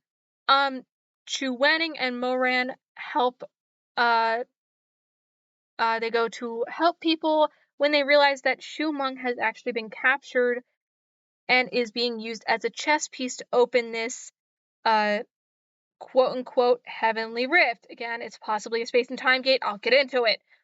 The team find out that this rift was opened by this person called Shu Sheng Lin. This person is Yuang's adoptive father. She is shocked. Everyone is shocked. They don't know why this is happening. And it was also opened by Nanggong Le, the head of the Rufeng sect. Why would he open this barrier right over his sect during the middle of his son's wedding? We realize that Nanggong Le summons a giant skeleton to fight for him that has the body of some other guy in it. We don't know who that is. During the battle, much is revealed, evil schemes are shown, there's all sorts of flashback sequences, we're not gonna get into it. We know from the bare bones of it that Nanggong Le, that's the head of the sect, he wanted Yuangzi to marry his son, that's the girl that was hiding the fact that she's a girl, because he believes that she is better than him. So in his own marriage, he had a very stern woman as his wife who sort of controlled the sect while he did all the fun things. He wanted his son to have that sort of same life. His son, on the other hand, remembers the fact that he has all sorts of parental issues. He has a lot of mommy issues for the fact that his mother was stern and cold and wanted him to do his homework all the time, and he hated that as a child. And then she eventually goes off and dies, and he knows that his dad was very soft and kind to him, but sort of absent-minded throughout his childhood. But he still loved his father the most. We also know that the former leader, Luo Fenghua, was killed by Nanggong Le because of a curse put on the sect by a magic ring that caused the sect head to slowly succumb to being injured by the sun or abused through some sort of magical powers to constantly be in pain. It's a whole thing. In World 1.0, this magic ring was passed down to Nanggong Si, and he eventually dies from it. We know that in this world, Luo Fenghua was killed due to Nanggong Lu because of the curse, and Nanggong Lu is currently trying to work with Yuang's adoptive father, Shu Shanglin, to give this curse ring back to the person that created it, the person that's dead. That's why they opened up this barrier. It's a whole thing. That's as much as I'm going to explain it. It's a lot more complicated than that. And we know that at the end of all this, Shu Shanglin is actually revealed to be Nanggong Su, Nanggong Lu's brother. Oh my god, the family tree drama.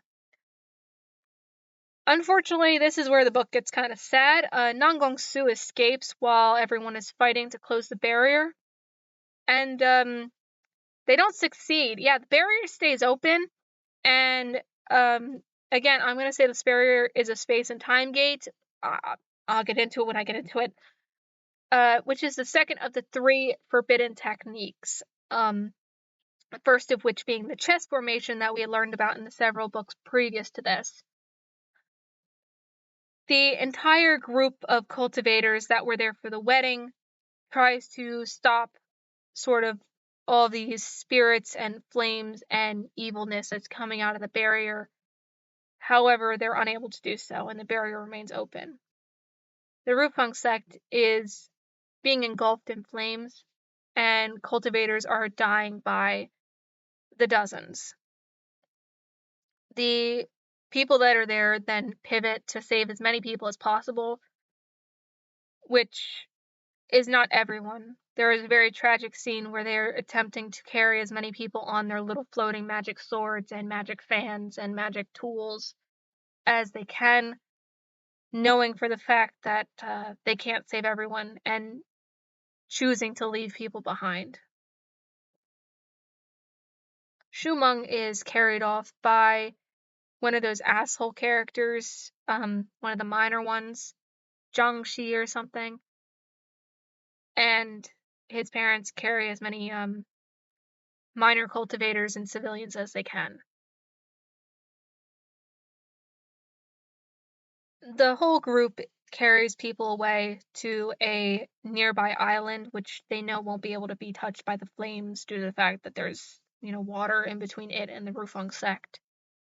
And, to put, shitty situation on top of shitty situation, when they get there, the woman that sort of controls the island and is sort of the head of all the people there on the island hates cultivators due to previously belonging to the Rufeng sect and being so abused, so having to deal with all their sexism nonsense. So she really hates all these cultivators showing up and refuses to help them in any way. In fact, she charges them for their time being spent on the island. They get around this through happy shenanigans, but it is still a heartbreaking situation for everyone involved. During this time, Moran, coming to realize that this is becoming a very serious situation, decides to have a heart-to-heart with Chu Wanning, on his sword up in the sky, where he tells Chu Wanning about his feelings for him and how much he loves him and cares for him. Chu Wanning acknowledges these feelings and doesn't really verbalize that he accepts them, but accepts them and doesn't really reciprocate as of right now. He's still getting used to the idea of being with Moran. And then we have the end of the book. So book 5 for World 1.0 doesn't really change, but we do know at a certain point when Moran is sent back in time, a stranger also went back in time with him. This is the person that's possibly creating all of these different situations where Moran and the others are being attacked. We also know from this book, which we also could have assumed from previous books, but we know for certain now, that at some point Moran, after being taken in by the Shu family, chose to join Chu Wanning's sect of his own accord. He wanted Chu Wanning specifically for his teacher, due to the fact that Chu Wanning looked so kind. Now moving on to book 5, the timeline chart for World 2.0. Unfortunately, we are missing our lovely shirtless Moran. He is unimportant to the plot, so he is getting booted off our timeline chart for things that are more important but less fun. So, all the things that happened before. We're going to start off with our 5-year time skip. So after that, the Rufeng sect has a chess formation occur. Xu Meng gets caught up in it, but is saved from it. So he is not dead nor a zombie, but he did get caught up in it for a hot second. Then we know that Nanggong Shu opens a space and time gate. We will get into why I'm calling it a space and time gate, but it is a space and time gate. We'll get into what that is in a moment. And we know that the Rufeng sect, due to the opening of this space and time gate, is completely destroyed. It's demolished to the ground, and several people die. Several people, including, right off the bat, Song Chitong. We know that she is assumed to have died in the fire. Our family P of Shishing Peak has not changed. We still have Xu Meng being the child of Xu Zhenrong and Wang Chuqing. We know that Shi Mei, aka Xu Ya, is still their adopted child for all intents and purposes. We know that Moran is the family cousin who lives with them. Now only part-time lives with them because he's considered a wandering cultivator. And we know that Chu Wanning was the adoptive child of this monk guy. However, our family tree for the Rufeng sect has gotten a little bit stranger, aka harder to follow. We know that Madame Rong and Nanggong Lu were the parents of Nanggong Si, Madame Rong being dead before the story took place. However, a pivotal point in Nanggong Si's character, so that's why she's included. We know that Nanggong Si was going to be married to Song Chitong, however, that didn't end up happening because she died too. However, over here on the other side, we know that Nanggong Lu is the brother of Nanggong Shu, aka Xu Shonglin, aka Yi Wangsi's adoptive father. So, all interesting things. Now we have a sort of, open-faced square, and both of the feminine women being killed, and the only woman left of the Rufeng sect that has a name is Yi Wangsi, the person that looks like a guy. My poor girl. Okay. This is the point where you can go take a break, go drink some water. Please. I'm gonna drink some water right now because I need it. My throat's dying.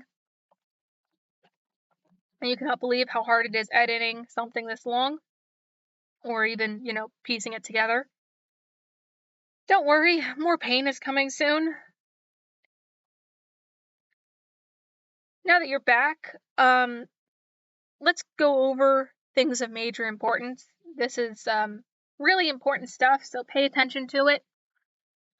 So there's these 3 forbidden/hidden techniques that I've been mentioning, one of which is the chess formation/chess array. I'm not going to call it that because it sounds weird, but chess formation. This is a thing that turns people into puppets. They can be alive or dead when they're turned into puppets. Most of them are always dead. These people are normally turned into puppets to be used as chess pieces in a larger scheme of some sort. I could call them zombies. They're a little bit smarter than zombies in some cases, but it's really based on the individual that gets turned into one of these puppets. They've mentioned in the books a couple of times that these puppets can only be created in small batches, usually a handful of people or so. Anything larger than that is really unfeasible for anyone to create due to the amount of power that it's needed to create them. So, in the original world, Moran created large amounts of these due to sort of connecting them through like a lifeline situation. If zombie A and zombie B are connected and zombie A dies, zombie B will die too.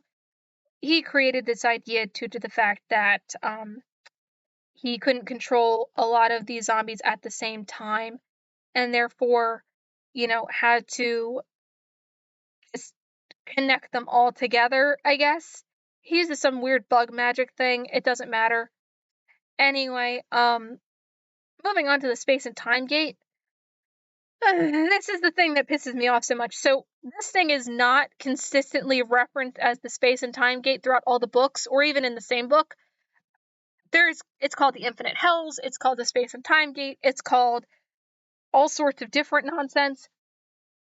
When I see it referenced, I would be calling it the Space and Time Gate as much as possible, or I'll mention the fact that I think it's a Space and Time Gate. In this book in particular, it's called not only the 3 different things besides being called the Space and Time Gate. It frustrates me to no end, and I am so pissed off about it. Oh my god, I am pissed off about it. It gets so complicated. The Space and Time Gate is really, really simple. It's just a hole in space and or time, which can be used to travel between worlds and or time. There's so many different realms in this universe. There's a spirit realm, a demon realm, etc. And there's also World 1.0 and 2.0, which I keep referencing as such. This space and time gate is used to travel between these areas and can only be created if you create enough chess pieces to power it. So, we're not going to go further with that, just know it's a thing. The last of these 3 hidden/forbidden techniques is the rebirth technique. This will bring someone back from the dead. Moran keeps referencing this thing as potentially what caused him to come back to life. Also, potentially what they were trying to do at the Rufung sect when they brought that giant skeleton guy out from the spiritual world. Which didn't end up happening because, it went down in flames. The next thing we should remember is the butterfly bone beauty feast. So I mentioned this before a couple books ago. It's a big deal in this series going forward, a really big deal. So it's a race of demons that were banished from the demon realm. They have started cohabitating and breeding with humans, not through their willingness to. These people, these butterfly bone beauty feasts, they have no real ability to cultivate power. However, they can be used as cultivation cauldrons. See back to book, 2 or 3 for when I reference what a cultivation cauldron is. I don't want to go into it again. When they're women, they're seen as loose or degenerate. This is due to their stereotype as being used as cultivation cauldrons by people and not being seen as people. Because, I guess speciesism.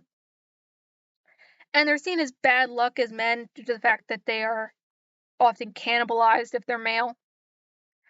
We know that they're often sold or killed and eaten when found. We also know that there was a period of time where they were being bred by the upper cultivation world to be used as parts or pieces of magic potions, or just being used to be, again, cultivation cauldrons. So there was a whole breeding program for these people, aka the non-consensual pregnancy trigger of this book series. How someone can tell that a person is a butterfly bone beauty feast is actually quite vague in the book series. The only two things we know, besides the fact that they have very low to no ability to cultivate, is that they are unnaturally beautiful and that they cry golden tears. So they are almost indistinguishable from a very pretty, very low-level mortal person. The only way you could tell someone is a butterfly pure beauty feast is that they are crying golden tears. So, that's great.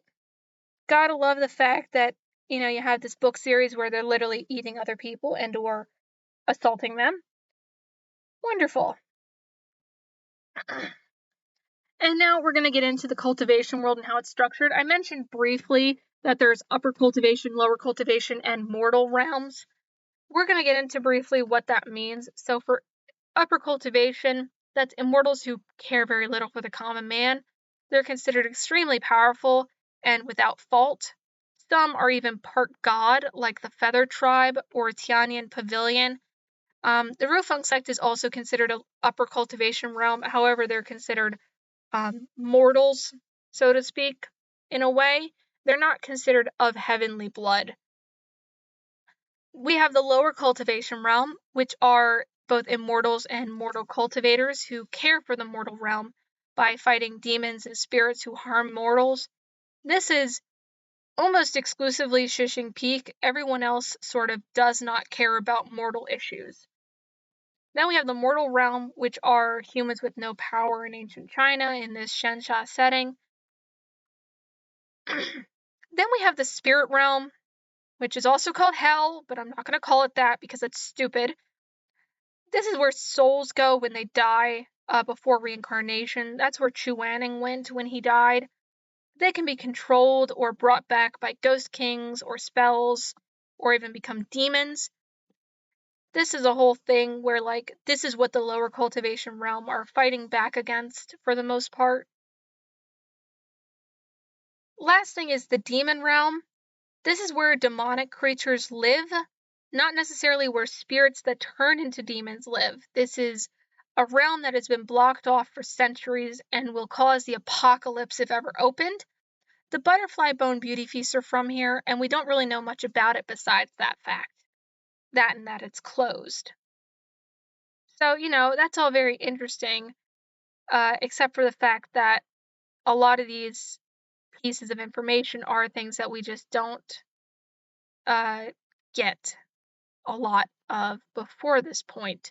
So at this point, this is where things get very complicated. So hold on to your butts, because here we go. Book 6, chapters 181 to 209. Again, we have our same four main characters of Mo Ran, Chu Wanning, Shu Meng, and Shi Mei. Please ignore the picture. They are all in their 20s/30s. Important characters for book 6 is Hua Banan. That's a healer from another upper cultivation realm sect, a sect that really involves itself with the breeding of butterfly bone beauty feasts, or at least they did before. Then we have Hua Xiaoyu. That's the cousin of a former sect leader of Jiangdong Hall, another upper cultivation realm sect. This is where a lot of these sects start getting very, I wouldn't say important, but they start playing more of a role. Then we have Mei Huan Shu. That's that asshole guy from before, the one that I said I'll get to eventually. Again, we'll get to him eventually. I'm not going to get into him today. Now we have Song Chi-tong. She is technically dead at this point in the story. She makes a brief appearance here. We'll get into why. Now we have Yi Wang-se and Nang Gong-se. Yi Wang-se, our beautiful girl who looks like a guy, and Nang Gong-se, our Rufeng sect heir who is now without a Rufeng sect because it was destroyed last book. So, let's go into Moran's flashback hour for a hot second. So, Moran remembers, of course, throughout the entire book that he abused Chu Wang physically and sexually. However, he is truly upset by this fact, and he really is wanting to wish that he felt more disgust with his previous actions than he does. He still finds all these memories and dreams of Chu Wanning very, very sexy. However, wishes he didn't due to the fact that Chu Wanning is obviously in pain and suffering when he is, remembering these points in time. With the last book happening where, everyone was in such mortal peril, he has truly decided to ignore the accidents of his first life, even with knowing that someone is possibly back in time with him, causing all of these actions that are so different from World 1.0's timeline. With the fact that the evil person that has come back in time likely knows about what he did to Chu Wanning, he becomes hesitant of, being overly aggressive with Chu Wanning, being active with Chu Wanning, becomes more protective of him and wants to keep him from knowing what he had did in World 1.0. They sort of enter a semi-physical relationship, but Moran is holding back certain levels of intimacy due to his concerns not only of becoming like himself from the original timeline, abusing his partner Chu Wanning, but also is concerned with Chu Wanning eventually ever finding out how Moran acted towards him in World 1.0 and becoming disgusted by it. Within the book, the plot in general for Book 6, Chu Wanning and Moran start settling the Rufeng sect and refugees back at Shisheng Peak now that the fires have died down. The two of them start dating in secret, with Chu Wanning not really sure if this is a good idea. Moran and Chu Wanning start having regular non-penetrative sex. This is due to Moran's hesitancy and Chu Wanning's flashes of World 1.0 whenever they become intimate. So Chu Wanning is still having these flashes of World 1.0. He has not shared this with Moran, so Moran does not know that Chu Wanning is having these flashes from the original timeline. And Chu Wanning is sort of assuming that this might just be, his issue. He just might be having these fantasies or sort of sexual perversions due to the fact that he is potentially interested in doing these sort of hardcore things with Moran, or is scared of intimacy and is creating a sort of worst case scenario in his head. He has no idea that these are real things that had happened to him in another life. After some romantic shenanigans, which we're not going to get into, Yi Wang-se and Nang Gong-se arrive with a clue about where Nang Gong-shu might be. He survived the Rufeng sect massacre, remember, and he escaped before everything sort of went down. That's that guy that opened the barrier. Chu Wanning, during the time when they're bringing in all these Rufeng sect refugees, sees that a person from the Guye sect, Hua Binan, arrives as well and gives him this sort of present of these vials of liquid. Chu Wanning, during the time when they were buying things from the spiritual auction books and books and books ago, bought a set of medicine from the auction, and Hua Binan gives him a sort of equivalent box set, and this makes Chu Wanning very suspicious of him, thinking oh, maybe he was at the auction house at the same time. Maybe he's the reason why we went there in the first place, because why else would he know what I bought that day if he wasn't paying attention to me? It's all very suspicious. Both pairs, that's Chu Wanning and Moran, and Nang Gong-se and Yi Wang-se, have some heartwarming moments before leaving to go find Nang Gong-shu at Mount Jiao, the ancestral burial place of the Rufeng sect. And this starts our mountain hopping excuse my language, I can't speak. This starts our mountain hopping book. So, Yuan-si and Nanggong-si go to Mount Jiao, and then they are attacked by Huang Xiaoyu and 100 disciples. Huang Xiaoyu blames the now defunct Rufang sect for his sect's downfall, and wants the treasures and cultivation books that Nanggong-si's ancestors might have hidden on the mountain. Then Shumang comes and notifies them that Nanggong-shu has been spotted on a different mountain, Mount Huang, which can only be opened by a butterfly-bone beauty feast. So everyone all travels over to the other mountain. Now, some background. Due to the Rufang sect's history, they purchased/coerced all the sorts of cultivation tools and knowledge from all the other upper cultivation realm sects and peaks. This has led to a lot of the cultivators and sect leaders being really pissed off at them, and the fact that the Rufang sect is essentially down to its final handful of people. They want to try to get back at Nanggong-si for this and get back all of their cultivation tools. Nanggong-si is not concerned about this right now. He wants to figure out where the person that killed his entire sect is and destroy them, so he does not want to deal with these people. However, every time they move to a new mountain, they keep following him. And so to avoid the bloodshed and everyone claiming sort of Nanggong-si's head or all of his wealth or whatever, Chu Wanning takes Nanggong-si as one of his disciples due to some sort of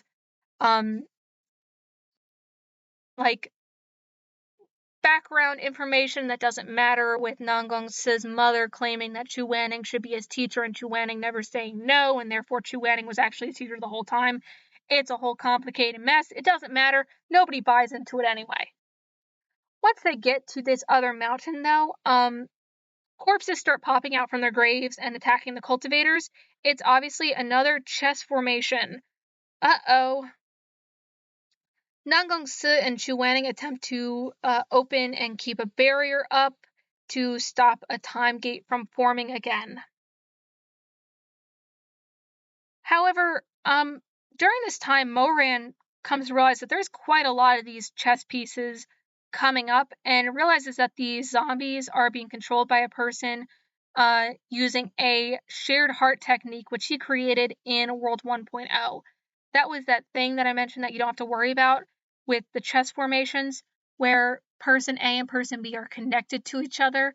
It's a thing. Don't worry about it. It doesn't play a huge role. Just know that it's obvious to Moran now that the person that came back from World 1.0 is using his techniques that expanded upon these forbidden spells. So these allow the zombies to be tied together without having to use more spiritual power to control more of them. During this time, they also see Song Chitong's corpse. That's obviously how the mountain was opened for them. Even though she's dead, she's still a butterfly bone beauty feast or whatever. Now, unfortunately, because Moran is aware that this person knows his sort of playbook from World 1.0, he knows that this mountain of low-level cultivators is not actually where they're going to try to open the space-time gate. These low-level cultivators, even all put together, wouldn't have enough power to create a space and time gate. Therefore, he decides to take all of the cultivators to Mount Jiao, where the Rufang sect's strongest cultivators are buried. This is what he would have done. He would have set up a trap where everyone goes to Mountain A, where all of the low-level cultivators are, and fight them, while he uses Mountain B with all the high-level cultivators to create this space-time gate. So they all go to the stronger mountain. And that's the end of book 6, our mountain hopping book. At this point, nothing much has changed in book 1.0's timeline. Pretty much we know that person from World 1.0 that has traveled back in time with Moran knows all of his plays. He has studied Moran's rise to power as Emperor Tashinjun and is using that against him at this point. So, with World 2.0 in book 6, we know a little bit more, however not much. So we know that Song Chitong did in fact die in that fire and is being used as a chess piece in the Mount Huang chess array. Now, we also have our family tree from Shishing Peak. I did a quick adjustment to it because at this point in time, Moran and Chu Wanning are now officially dating. So we have the monk, who is the adoptive father of Chu Wanning, who is dating Moran. Moran is the son of Shu Zhenrong, aka Shu Zhenrong's brother, and Moran is Shu Meng's cousin by blood. Then we have Ximei, who is Shu Zhenrong's adoptive child with Wang Chuqing. So still all very simple things. Now we just have the fact that Chu Wanning and Moran are dating. How cute. And then we have the Rufeng sect on easy mode, which has turned into a square. So Nangong Lu and Madame Rong had Nangong Su, who tried to marry Song Chitong like a good boy, and she ended up dying. And we have Nangong Lu's brother, Nangong Su, adopting the child Yi Wangsi. Yi Wangsi and Nangong Su are now semi-dating, in a relationship. I don't know. I don't really care. It doesn't matter. They're flirty, I guess. Anyway, it's a square now because I say so, and also because what the hell? We're gonna move on into book 7. Book 7 is chapters 210 to 243.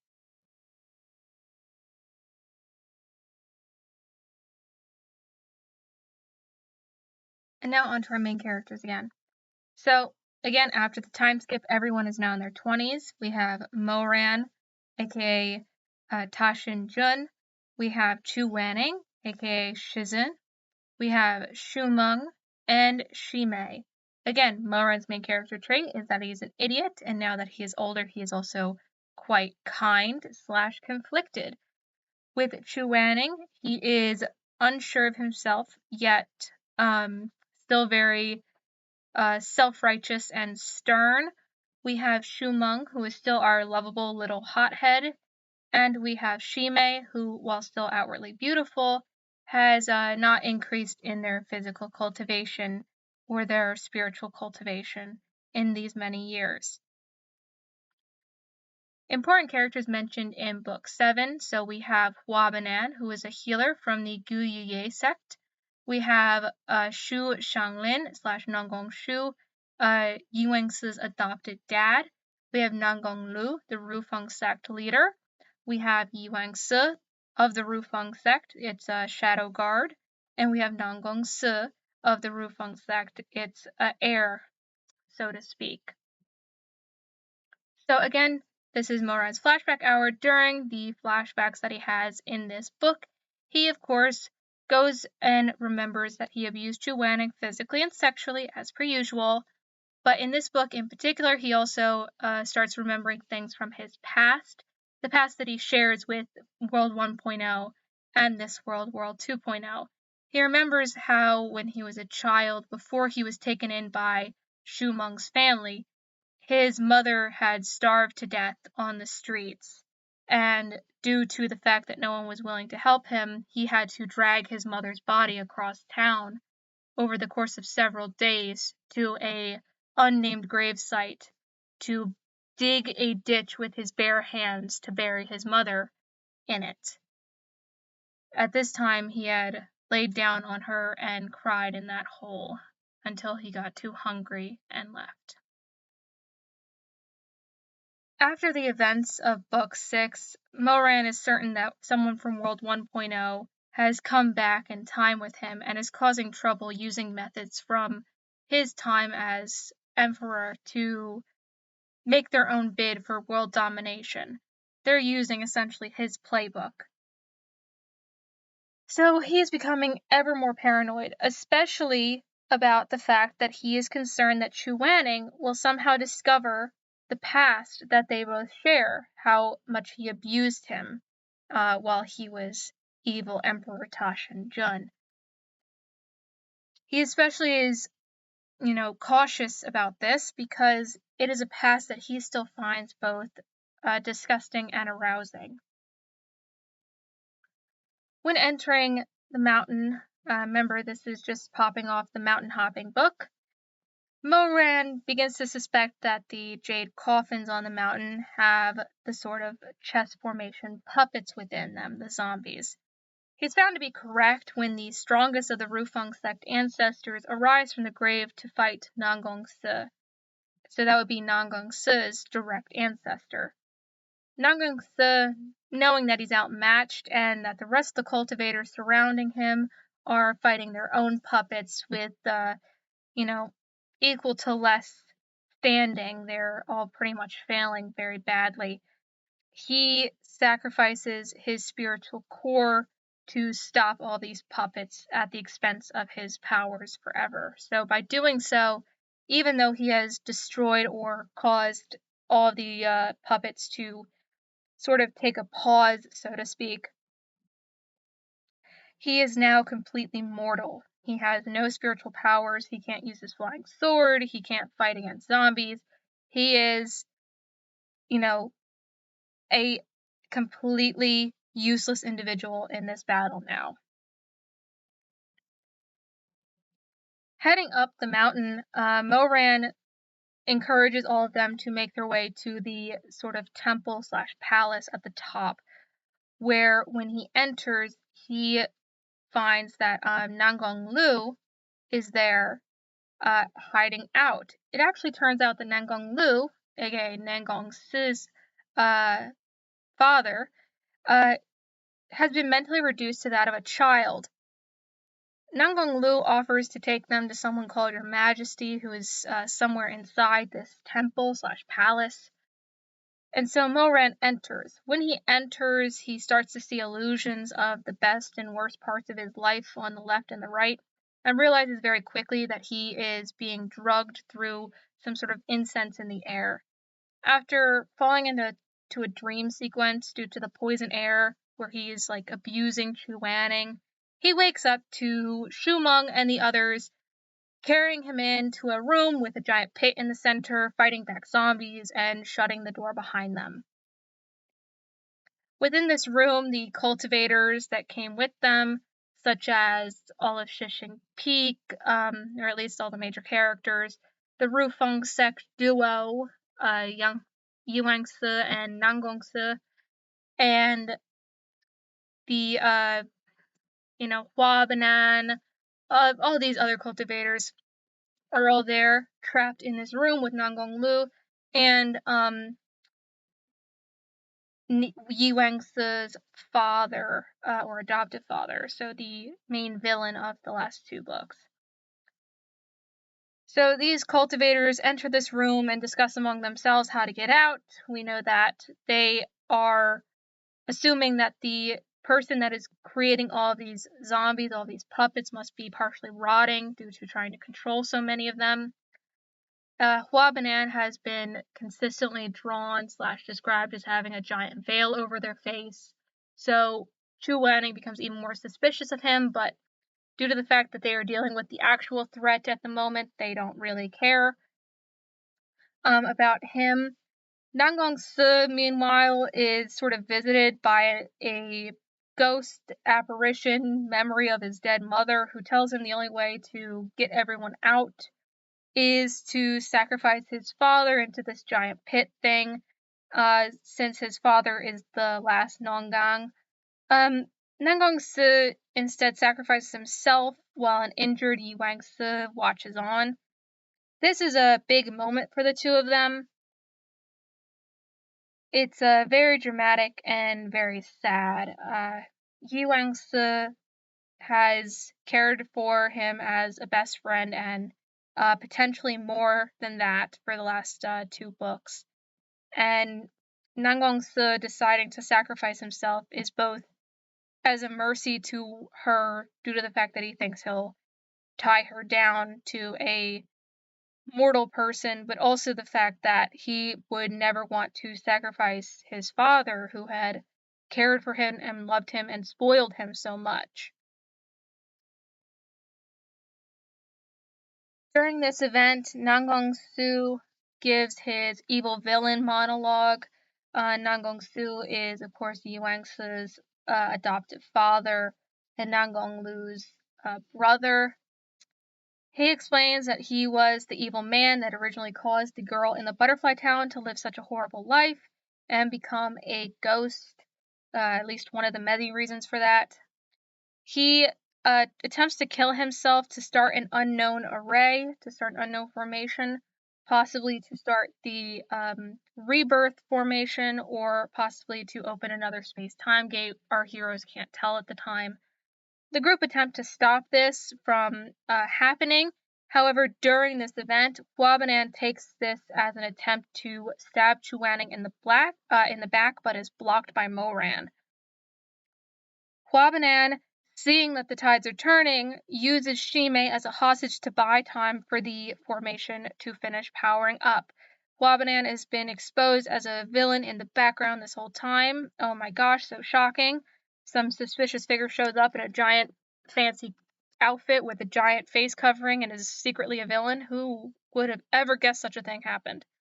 Okay, so he uses Shimei as a hostage, and the group is conflicted on if they should rescue Shimei or not, since Shimei's kind of useless, but, he's still one of the guys. Shimei then blinds himself. Like, yes, he literally blinds himself. He cuts across his eyes to take the choice away from them. This action wastes enough time for Huabanan to escape with Shimei and to open the space and time array. Within the array, there is a man cloaked in black with an army of cultivators behind him. The group is told that the way out is sealed, and that the way out is sealed to anyone who is not of Nangong blood. That is unfortunate because Nangong Lu sort of went with Huabanan, as far as I'm aware, and Nangong Se is dead in a ditch. So, however, to everyone's surprise, Moran can actually open the door. The door opens, allowing the others to start escaping. So, it was between sort of a door that could not open except for Nangong blood and this space-time gate, and Moran opens the door for Nangong blood, meaning that Moran is not actually Shu Meng's cousin. Shocker, shocker. Chu Wanning stays behind to fight the mysterious figure who turns out to be Ta Shin-jun. Yes, the space-time gate opened to World 1.0, and Ta Shin-jun is coming out of it. Chu Wanning is captured by Ta Shin-jun briefly before Moran fights with his alter ego, distracting the man long enough for the monk to ferry Chu Wanning away. Why is the monk here on the mountain? We don't know. Why does he play a part in the story? I don't know either. And moving on, Ta Shin-jun, instead of following Chu Wanning or fighting Moran some more, decides to run off and slaughter a bunch of cultivators. We'll get back to his story in a little bit. Anyway, the Chu Wanning moment. So the monk takes Chu Wanning off to a mountainside, like a cave, and explains Chu Wanning's past, because this is the perfect moment for that. He explains his roots. Through a scroll, before he can explain anything, he kind of just, dies. But Chu Wanning lists this magic scroll that'll explain everything. And so, this is a trip. Try to stay with me here, okay? Chu Wanning learns that the monk was the reason that Chu Shun and his whole family died those thousands of years ago, which he regrets.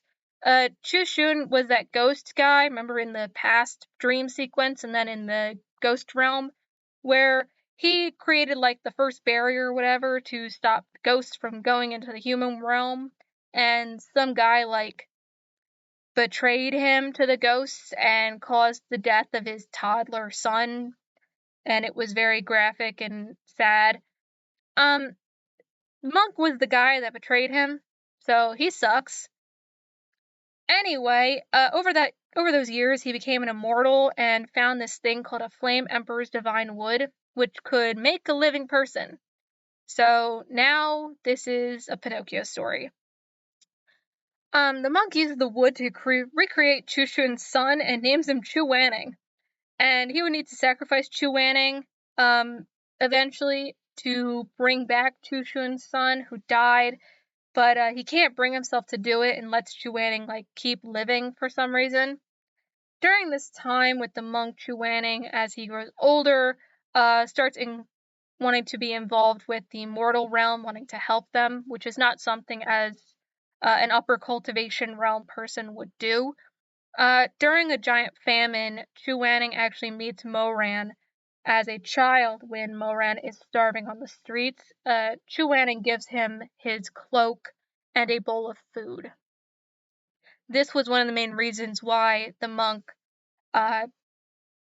pushed out Chu Wanning, since this was against upper cultivation realm precedent to be so active with the mortal realm. Chu Wanning unfortunately also learns that it was an alternate version of himself that wrote the scroll and insisted that the monk give it to him, meaning that World 1.0 Chu Wanning actually arrived back in World 2.0 at some point. When Moran arrives, Chu Wanning has discovered the truth not only about his past, but about Ta Shin-jun, about how much he abused him. During this time, the two of them decide to enter an incense-led dream sequence where Chu Wanning experiences the abuse firsthand. And unfortunately, this is their first time ever doing it in the book as themselves and not as a flashback sequence. I guess, technically. Not really, because it's still flashback, but, they're both their selves from World 2.0 while doing it. So it's weird. Both Chu Wanning and Moran sort of pass out from pain from this experience. Chu Wanning, obviously, but Moran is surprising because we don't know why he's in pain. Chu Wanning, as he's passing out, sees a black flower rising out of Moran's chest before falling into a sleep. At the end of this book, Shimei kind of pops up and gives an evil villain monologue, claiming to be Hua Banan, controlling Ta Shin-jun, and being in love with Chu Wanning the entire time. And that's how the book ends for book 7. So again, weird stuff is happening. It's getting a little bit complicated. Right now, what we know is that Moran's mom died. Moran helped Chu Wanning. Moran was eventually taken in by the Shu family, but we know now that he is not actually possibly their cousin. We know that Moran joined the teachers. We know that Moran joined with Chu Wanning as his disciple. Then we know that there's a timeline split and Shimei dies due to the barrier in one world. We know that Moran became the emperor. Ta Shin-jun destroyed the Rufeng sect. We know that Ta Shin-jun captured and abused Chu Wanning. Ta Shin-jun married Song Chitong, Chu Wanning died, Song Chitong died, and Moran was sent back. What we know about the world 2.0 at the end of book 7 is quite a lot more. We know that after last book, we have the Mount Huang chess array, or the Mount Huang chess formation. We have the Mount Jiao chess formation, so 2 mountains double the zombies, one of which was Song Chitong, may she rest in peace. Then we have Nangong Su opening the space-time gate again, except in this time he did not bring down a fiery hellscape upon the mountain. He brought out Ta Shin-jun. Ta Shin-jun is here from World 2.0, which doesn't make much sense since Ta Shin-jun supposedly died. We'll get into that. So our family tree for Shishing Peak is still looking the same right now just because we have no further information. We know that Moran apparently has Nangong blood in him, but we don't know where or how or why. He might be Xu Zhenrong's nephew, he might not be. We don't know right now, so we're just leaving it as is. So everybody's still the same. Shimei is still the adopted child of Xu Zhenrong and Wang Chiqing. We know that Xu Meng is still Moran's cousin, and Moran is still the nephew of Xu Zhenrong through his brother. We know that Moran now is in a relationship with Chu Wanning, although that's on rocky ground because of his past actions towards Chu Wanning. And we know that Chu Wanning was created, adopted. He's Pinocchio. We're going to go with he's Pinocchio. He's Pinocchio, and Monk Huazai is Geppetto. So, I'm just leaving that as an adopted line because I don't know how else to describe that. Chu Wanning's just Pinocchio. Next we have the Rufeng sect on easy mode. So, unfortunately, everyone is dead except for my girl Yi Wang-si. Thank God, and Nangong Lu, I think. Nangong Lu is technically still mentally a child at the end of this book, if he is still relevant. I think this is the last time that they mention him, besides maybe him showing up once or twice as a lackey. It's not that big of a deal. Just know that he's sort of, as far as I'm aware, still in the background. But Yi Wangse made it out alive. Good for her. And now Book 8, chapters 244 to 269. This is my favorite cover. And now we are on book characters for our main characters that are for books after chapter 7, or books after book 7, I should say. So we have Moran, is what we're going to call World 2.0. He is our good boy. We have Ta Shin-jun, who is from World 1.0. That is our evil emperor. We have Chu Wanning, who is still just Chu Wanning. We have Shumeng, who is still our good boy Shumeng. And then we have Shimei, who we are going to call from World 2.0. He is the one that just went blind. And we have Hua Banan, who is from World 1.0. He is our evil monologuing villain character right now. Important characters mentioned in Book 8. So we have Mu Yan Li, that is the leader of the Tianyan Pavilion. She is one of those people with godly blood that I mentioned that are from the upper cultivation realm, all those chapters and books ago. Next we have Nangong Lu, the Rufeng sect head, and Yi Wangse, the Rufeng sect shadow guard. However, there is no Rufeng sect anymore, so technically these two would be wandering cultivators. Next we have Zhang Shi, who is an asshole, and Duan Yihan, who is Moran's mother. We finally have a name for her. So instead of having Moran's flashback hour, we're having Chu Wanning's flashback hour now. This is Chu Wanning in World 1.0 timeline. So during Chu Wanning's time captured, he is being overwhelmed by memories of his life in World 1.0. Yeah, he gets captured in this book and taken away, like, a lot. He's just a pretty princess.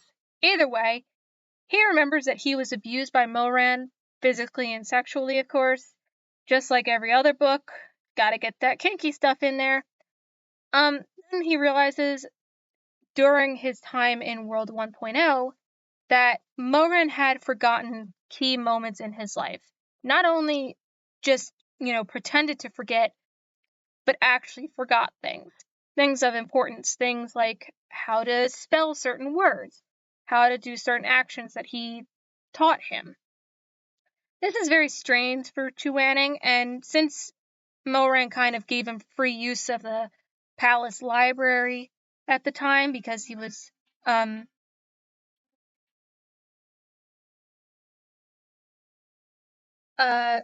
not like powerful anymore. So because of all that, he was like able to use the palace library to look up all of these ancient cultivation texts and found out that there is this Black Lotus spell which could have been cast on Moran at some point in time to make it so that he, had forgotten all of these things, and specifically expand his hatred while minimizing his humanity. So he then enacts a plan to save Moran and save the world by returning through a space and time gate to destroy the flower before it blooms by sacrificing his golden core. And then the book, let's start the summary properly of this book. So Hua Banan, of course, takes Chu Wanning and hides him at Mount Jiao's tomb, aka the Rufeng sect burial grounds. Nangong Lu acts like a servant to Hua Banan while still being mentally a child. Chu Wanning wakes to find that he is blindfolded by Hua Banan. Oh no! And Hua Banan's being all creepy and feeling him up. Again, remember, this is Shimei, so, or at least an alternate version of Shimei. When Chu Wanning fights back, Hua Banan releases a golden snake from his sleeve, which bites and paralyzes Chu Wanning. Hua Banan is only stopped from taking Chu Wanning by Ta Shin-jun, who walks in. Hua Banan states that Ta Shin-jun is a corpse and tries to gain control over him since he is technically a chess piece. He only has some success since Shimei is generally not a great cultivator no matter what world he's in. He leaves Chu Wanning with the Emperor Ta Shin-jun for now, and states he has better things to do. Ta Shin-jun is not all there. He claims to have missed Chu Wanning, but before Chu Wanning, of course, could question him more, he passes out with memories of World 1.0. This happens a lot in this book. Ta Shin-jun only kind of understands that he is an undead puppet. He sort of keeps wanting to reenact these same activities that he did with Chu Wanning while he was emperor and Chu Wanning was his concubine. Like Chu Wanning making him food or enjoying Chu Wanning's warmth. However, he can't really feel it. Now flashing over to Moran. Moran, our World 2.0 boy, is awake and alone in a cave. The black lotus flower has been completely purged from his heart after him and Chu Wanning's little excursion through the incense stick-led dream sequence. After 4 days of trying to get back to Shishing Peak, where a group of cultivators are, they turn around and blame him for the mess of the previous book that led to so many people dying. This includes all the people that Ta Shin-jun has been killing. Since Ta Shin-jun and Moran look exactly the same, since they're technically the same person, just from 2 different worlds, they all think that Moran is going around killing people. Instead of running away, Moran chooses to stay and face trial. He claims that Chu Wanning is his only teacher.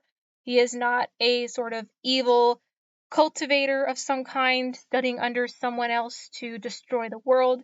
He insists that Shimei is behind everything, that Shimei and Hua Banan are the same person, and that they're causing all these chess formations and space gates to open and be created.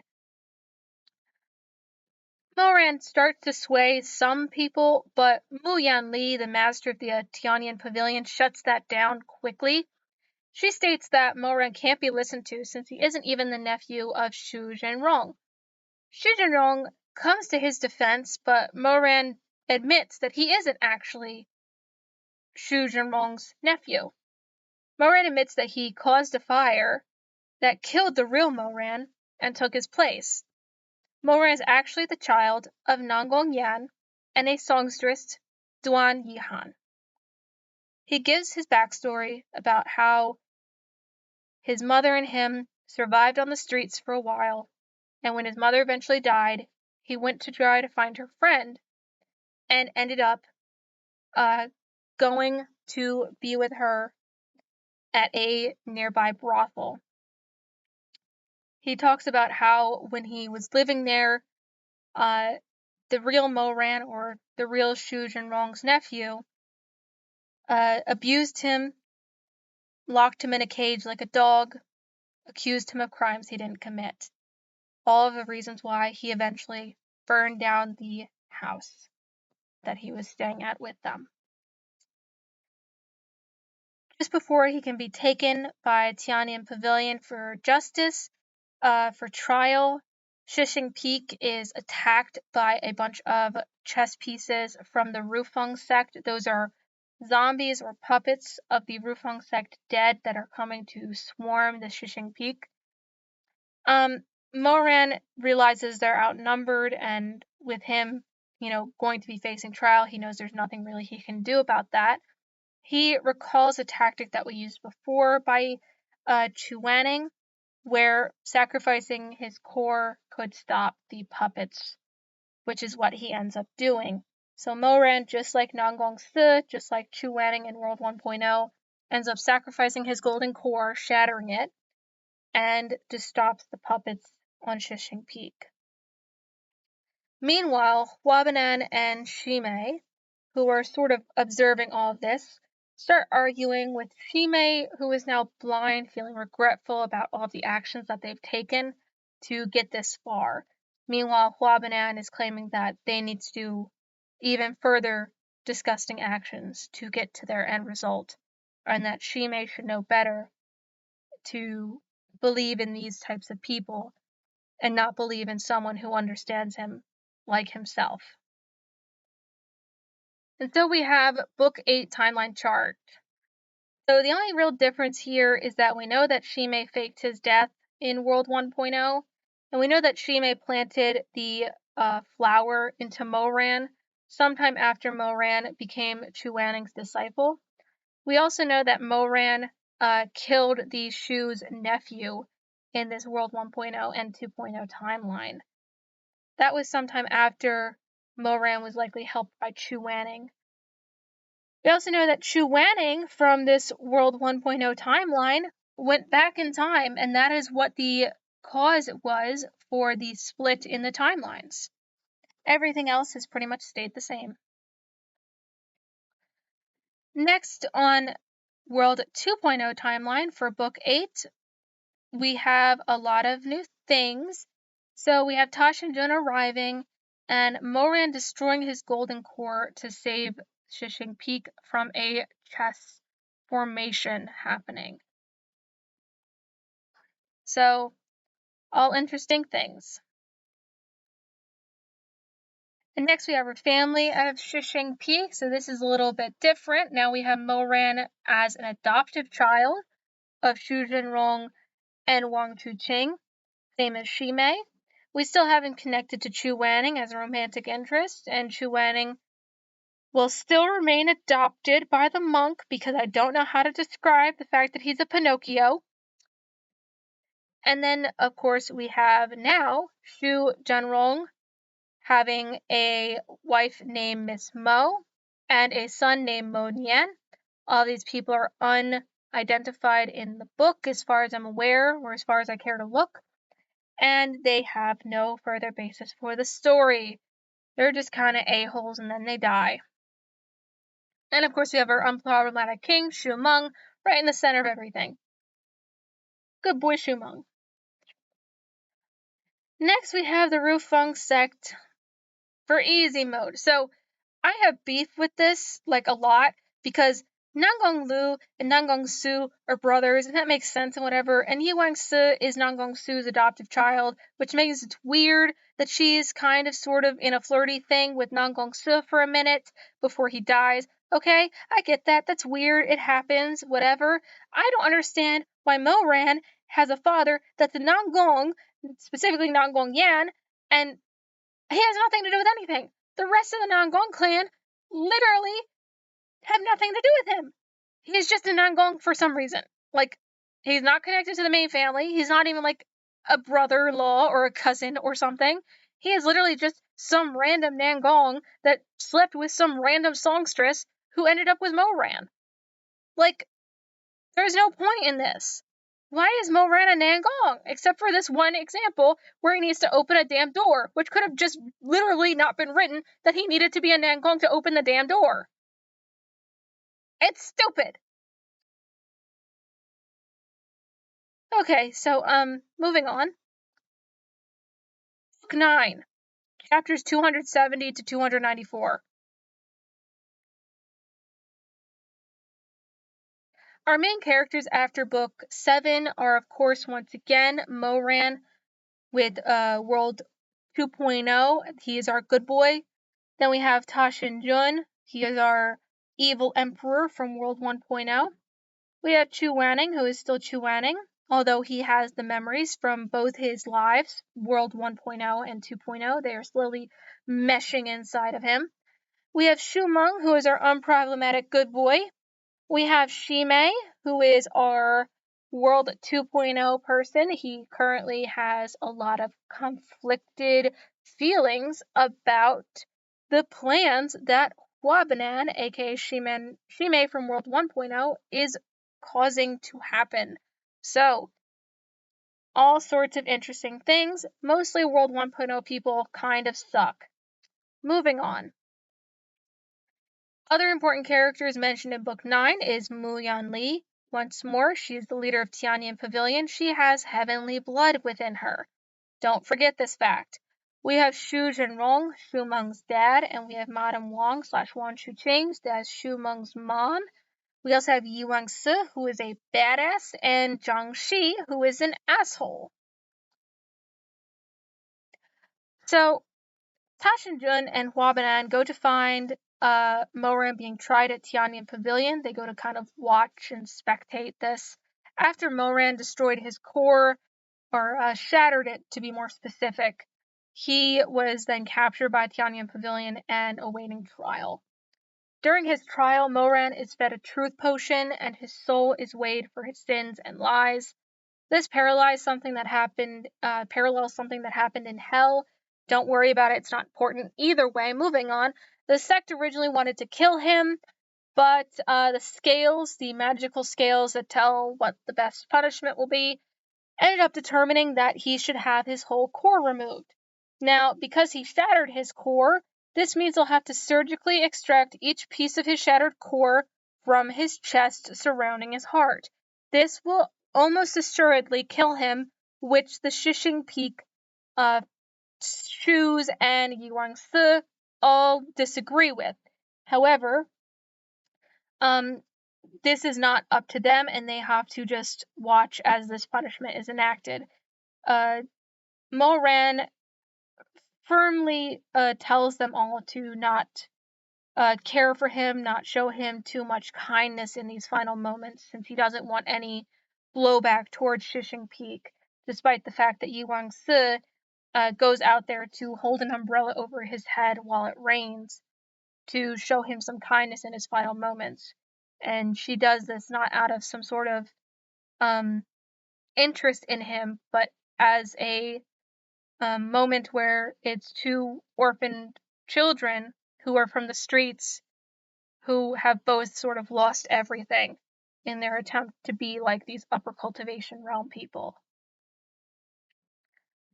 However, at the end of the day, both the Shus, despite their wealth, and Yi Wangsi, despite her strength, have no authority or power to help Moran. Going over to what's happening with Chu Wanning, Shimei, because of his guilt, decides to free him. Chu Wanning awakes from Shimei freeing him and decides to choose to remember the good moments more that he had with Moran, deciding to go save him when he realizes what's happening. Chu Wanning now has all memories from World 1.0 and World 2.0. So this is a surprise to Shimei, probably to Hua Banan. Riding on a paper dragon, seriously, you don't need to know. I'm being real serious. You don't need to know. It's fine.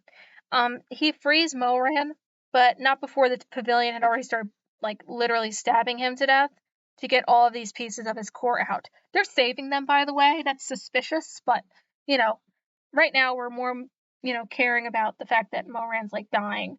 Chu Ranning runs into Ta Shinjun briefly, who surprisingly can control Zhengguai, the whip, the magical willow whip of truth that Moran got, which shouldn't happen since Ta Shinjun's a zombie, but, what the hell, we're in the final books. Just ignore it, let's move on. Shimei decides to stop Ta Shinjun's attack and lets Chu Wanning and Moran get away. Chu Wanning takes Moran to a secret sort of cavern / house on the mountain. Moran, unfortunately, despite Chu Wanning's best care, does not improve and dies in Chu Wanning's arms. In the arms of an angel. Yeah, okay. So, he places a preservation spell on the body and then leaves. Chu Wanning has decided that it's very sad that his sort of kind of evil but not really boyfriend died, but he has to go kick some butt. Hua Banan is using the extracted core pieces from, Moran's extracted core to put into Tashinjun to make him more powerful / more alive. So, it's pretty obvious what's going on here. Tashinjun is going to become more like Moran. Very easy, obvious point, going forward. While all this is happening, more chess pieces are showing up to Shishing Peak and Tianyan Pavilion. This makes the other sects come to the conclusion that Moran's execution was, stopped by Chu Wanning, so Shishing Peak must have something to do with all of these zombies and puppets about, and they must be behind all these space and time gates. Since Chu Wanning, one of the leaders of Shishing Peak, just broke out. This guy who's obviously bad because the magical cultivation sect with godly blood said so, and also their magic scale. All the sects blaming Shishing Peak for all of their problems, like literally every problem under the sun at some point. A mob of sect disciples and leaders insist that the entire sect be disbanded. This is placed with heavy skepticism by not only Xu Meng, but also his two parents. However, even though they try to fight back against these claims, quickly follows a group of villagers comes up to claim that Shishing Peak has been stealing their children and abusing them and pretty much being evil. Xu Meng knows this is false, and everyone knows this is false, but the fact that they're making these claims is, sort of the point of the matter. It's not really if they're true or not. Xu Meng becomes so enraged by the lies that he accidentally kills a villager in sort of a kerfuffle that happens. When this occurs, Xu Zhenrong, his father, chooses to go out and fight them, sacrificing himself for his son as he dies in battle. However, the mob isn't satisfied and still wants Xu Meng's head as well as the sect disbanded. It's at this point that Madame Wong chooses to save her son by using the Guyu Phoenix Flame, Phoenix Heavenly Flame, which will kill anyone who uses it, but also kill everyone else in the nearby vicinity. It's really a last resort type thing. The mob runs off, and Madame Wong lets Xu Meng know that even though his father died, that asshole that keeps popping up, Zhang Shi, is actually his biological dad, due to her catching feelings for that asshole when she was a teenager, but choosing to marry Xu Zhenrong for stability, despite the fact that she didn't love him. So even though his real dad, his adoptive dad, the dad that he grew up with, is dead, he should, remember that he can rely on Zhang Shi, which Xu Meng adequately hates the idea of, because Zhang Shi is an asshole, and nobody likes him except for women who find him attractive, like Madame Wong. So, Madame Wong, of course, sacrifices herself, and with her death, the mob of villagers instead turns against Tianyan Pavilion, since, of course, Shishing was one of the only sects that ever cared for them, and now they just realize that they kind of screwed themselves by causing the death / inadvertent death of the two leaders of Shishing Peak, and the third one is gone with his mysterious boyfriend / on the run. Next, we scoot back to Huabinan, who convinces Mu Yanli that letting the villagers riot in Tianyan Pavilion is a good thing. They're all still watching this event happen. Huabinan convinces Mu Yanli that once the villagers start actually causing harm to the immortal sect, they will have justification to just kill them all and use them for their evil schemes. Huabinan then awakens Tashinjun after the core-infusing surgery, and Huabinan is revealed to be a butterfly-boned beauty feast. Huabinan was concerned that Tashinjun would be more like Moran, but is relieved to see that he isn't actually all that much different. When Tashinjun leaves to open a space-time gate to continue completing all of the 3 forbidden arrays and doing all of the evil schemes that Huabinan wants him to be, he comes across Xu Meng. Xu Meng, who is very sad and very drunk. He has just lost everything today. And he sees Moran, or who he assumes to be Moran, and runs over and hugs him, and calls him his brother, and claims that he should be on the run, and he should be safe, and he is sorry, and he will miss him. And for some reason, Ta Shin-jun doesn't kill Shumeng on sight, despite the fact that his last memory, Ta Shin-jun's last memory of Shumeng, was that Shumeng hated him and was trying to kill him. Maybe that Moran soul stuck a little bit too hard onto Ta Shin-jun's corpse. Who knows? That seems like the way we're going with the story. So anyway, Ta Shin-jun awaits Chu Wanning at the space-time gate. He wants to have a famous last battle with his teacher. However, the people that show up first is, oh god, I have to talk about it now. Okay, Mei Huanshu and Mei Huanshu. Yes, they are twins. Yes, they are the same name for the two different people. They are written the same in English. They are written slightly different in Chinese. They are pronounced differently, only slightly in Chinese. It does not matter, but oh my god, why is there some sort of secret plot about secret twins? I don't know, nor do I care. It's stupid. This guy is such a background character that he maybe gets one mini character picture in someone else's main image. It is so stupid, and I hate it. I'm not talking about him anymore, as far as I can. Okay, sorry about that rant, but Mei Huanshu times 2 shows up with Shumeng, and they try to fight Ta Shin-jun. At the same time, or a little bit later, Chu Wanning shows up to fight Hua Banan, but is taken by Ta Shin-jun through the space and time gate to World 1.0. At this point, we're going to switch over to World 1.0, so this is your fair warning. We are now in World 1.0. Both Chu Wanning and Ta Shin-jun are having issues during this battle, and then subsequently in the next world, determining which lives they're living and which is their current dynamic, whether it is teacher, disciple, boyfriend, master, slave, etc. It's all very confusing. We get some more abuse and assault. And that is the end of book 9. Dear God, it's getting weird. So we know that Chu Wanning went back in time to sort of stop the blooming of the evil flower plant that was planted inside of Moran. But outside of that, we have very little that has changed, except for the fact that we know for certain now that the flower was the thing controlling Ta Shin-jun up until his death at his own hands. We also know that Shimei's death was fake, and that Moran killed the Shu's nephew and was taken in by the Shus and became Chu Wanning's disciple. All these sorts of things. Moving on. Now, we're taking out the unimportant things. We're taking out the fact that Chu Wanning looks like Chu Shun, and the Willow Whip of Truth being different than the sword, just because, for example, we know that Chu Wanning is now Pinocchio. I mean, whatever.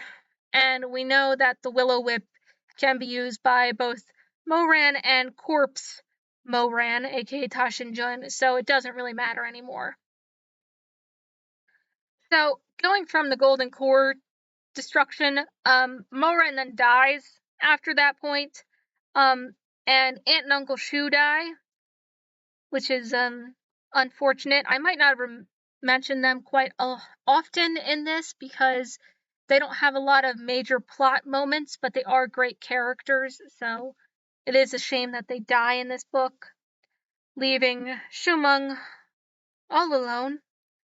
And then Chu Wanning is taken by Ta Shin-jun to World 1.0.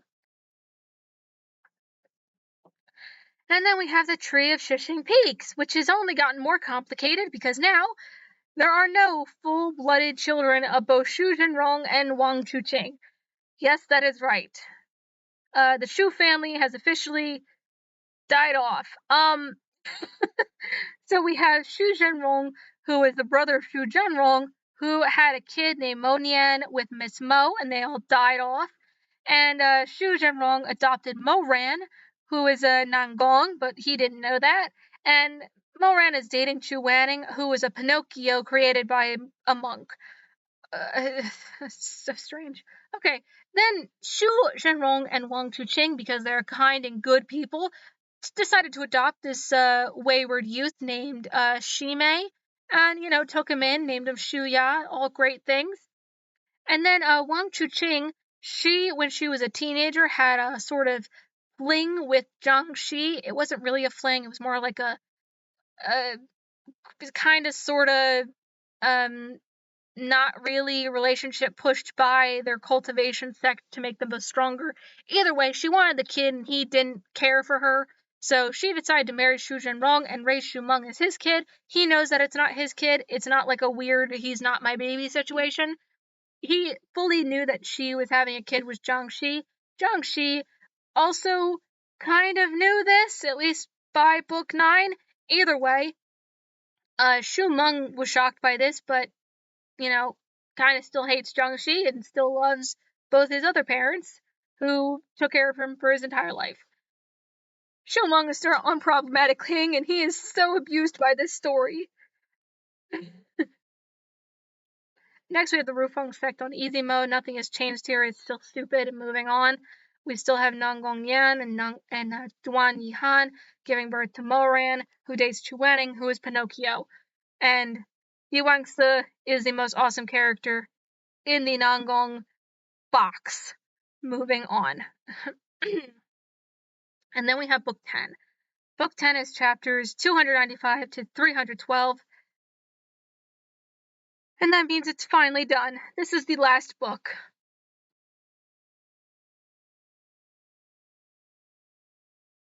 I feel sad that this is the last book. However, I'm not. We're going to get finished with this book series finally. Let's keep moving it on, okay? So we have our main characters, and now we have extended them again. So we have, again, Moran, who was our now dead boy, our wonderful good boy Moran, who is now unfortunately deceased, and his body is currently in stasis on a mountain. Sure. Then we have Tashin Jun, who has bits of Moran's soul in him, so we obviously know where the story is going. He's going to become more like Moran, and he's going to fall in love with Chu Wanning and switch sides and all the obvious things. Anyway, moving on, we have Chu Wanning, our unproblematic person. He is, of course, being consumed by both his sets of memories, but he's fine. He's still our guy. Next we have Shimei, who is our good boy again. He is unfortunately blind due to his actions and is no longer really important to the story after this point. However, he is still in the background doing things and, not being part of the evil squad anymore, which is great for him. And then we have Huabanan, aka Evil Shimei from World 1.0. He is still doing all the evil schemes, which we don't know really why yet, but we'll get into it. And then we have Shumeng. Shumeng is still Shumeng. However, now we hit double the Shumeng. We get Shumeng from World 2.0, who is sad boy who lost his parents. And we have Shumeng from World 1.0, who is sad boy who lost his parents. Shumeng can't catch a break. My poor sweet child. Next, we have other important characters in Book 10. So we have Mu Yan Li, once more, the leader of the Tianyan Pavilion, the one that has godly blood in her.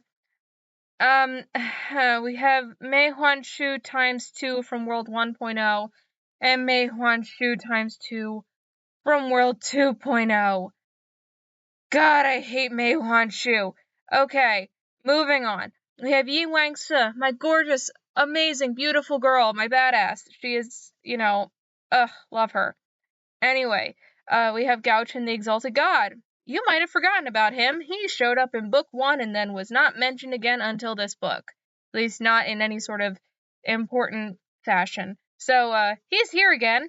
And we also have important character, Butterfly Bone Beauty Feast. Multiple.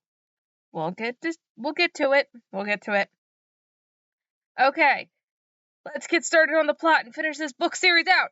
Tashin Jun explains to Chu Wanning the purpose behind all the bloodshed was to create something called a martyr's path, which would lead to the gates of the demon realm. Remember that thing that I mentioned, like, in the middle of the series that was closed forever because if you opened it, it would start the apocalypse, and where all the Butterfly Bone Beauty Feasts come from?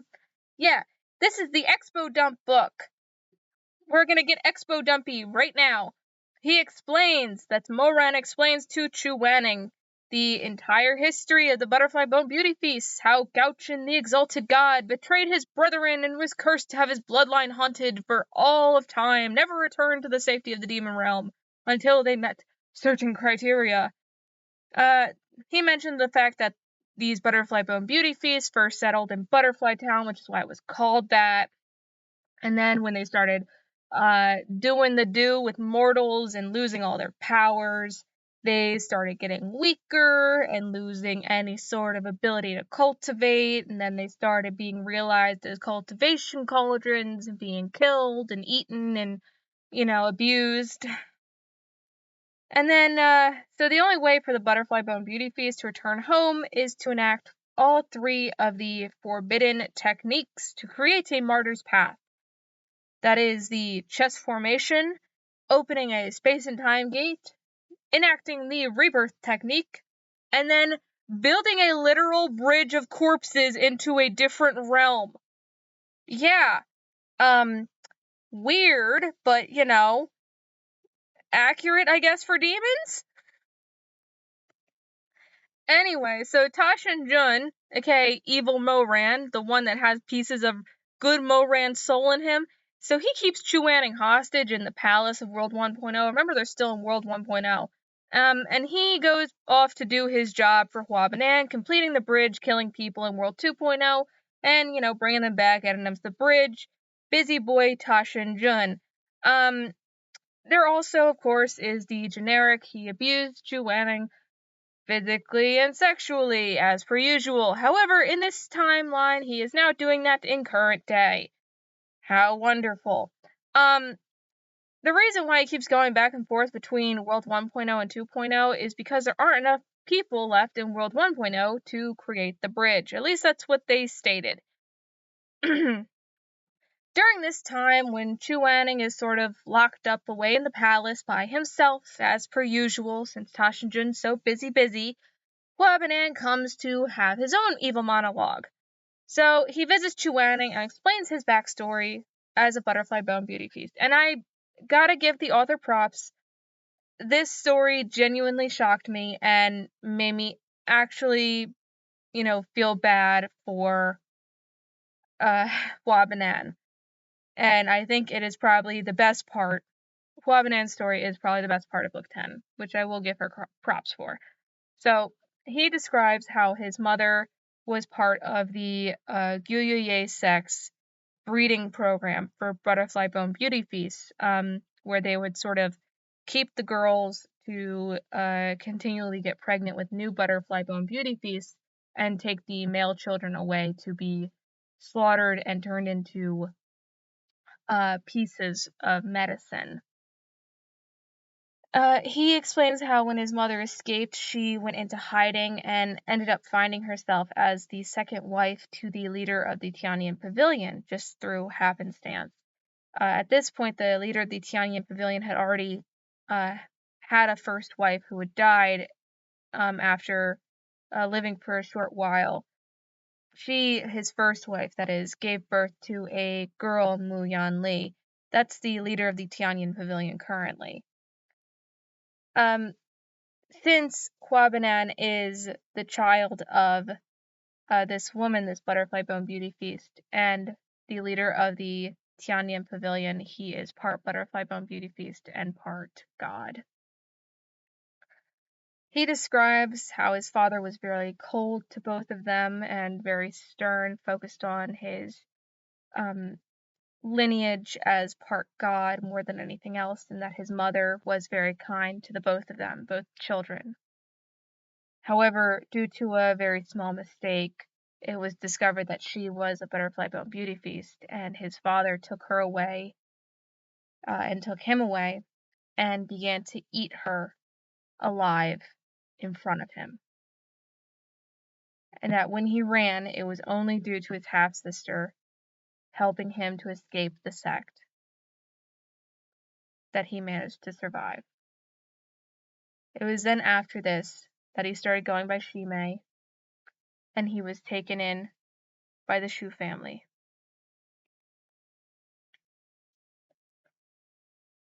Muyan Li, Huabanan's half-sister, then arrives, cutting off his little dialogue, and claims that only 30 bodies are needed before the path is complete.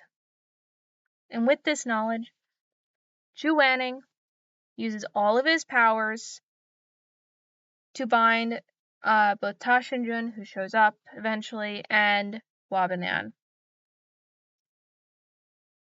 Huabanan makes a point that Moran might still be inside Ta Xinjun, and that the Butterfly Bone Beauty Feasts have a right to return home after what they've suffered, claiming that 30 more lives shouldn't matter. Chu Wanning attempts to kill Ta Xinjun, just as another group of cultivators arrive to help fight back against Huabanan. Ta Xinjun unfortunately still survives Chu Wanning's attack, and the whole group of them, the cultivators, Chu Wanning, Huabanan, Muyan Li, Ta Xinjun, etc., they all go to the Martyr's Path to have the big battle sequence at the end. Xu Meng and the Mei duo from World 1.0 show up to help fight back against Ta Xinjun. After Chu Wanning had attempted to kill him this time, Ta Xinjun's mind completely fractured. He really couldn't tell what life he was living, who he should listen to, what's going on.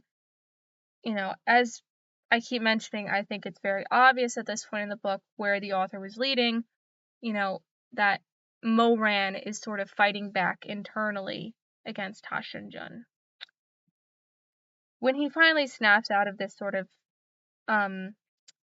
internal fight against himself, or this confusion about his mind, he is unfortunately already having his power sealed by Xu Meng from World 1.0. Xu Meng from World 1.0 is a lot stronger and a lot older and a lot smarter than our Xu Meng, just due to the fact that it is Ta Xinjun who took everything away from him in this life, not Huabanan. Chu Wanning pleads for Huabanan to stop the Martyr's Path, since opening the gates will start the apocalypse for at least World 1.0, if not for both worlds. Huabanan insists it must be done. However, he is currently losing the fight, and the bridge still needs 30 more people. So it is looking like he will fail. However, during the battle, Muyan Li brings all of Tianyan Pavilion to the bridge, and it turns out that all of them are Butterfly Bone Beauty Feasts that have been in hiding. Muyan Li and Huabanan, and perhaps even Shimei, have been actively collecting, finding, and hiding this entire group of people. Muyan Li can sort of tell what's going on with the battle. She can see that the tides are turning not in Huabanan's favor, and decides to help her half-brother, since she is of godly blood and of human blood, therefore not a Butterfly Bone Beauty Feast. She decides to sacrifice herself to the Martyr's Path, to the corpse bridge. She believes that since she is part god, she might be able to make up the difference for all of the rest of the bodies that are needed. And to everyone's surprise, she is.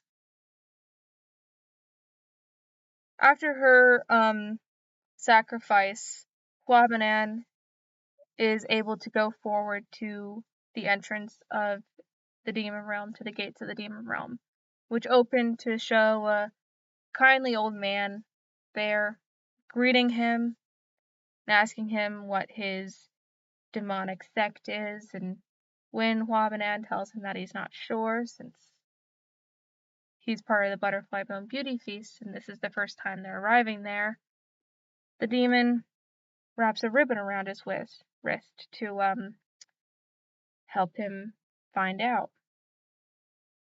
At this point, all of our other heroes are fighting off what seems to be an overwhelming flood that is slowly encompassing World 1.0 as a giant phoenix flies off from the top of the gates to start engulfing what little of the world is left into floods and flames.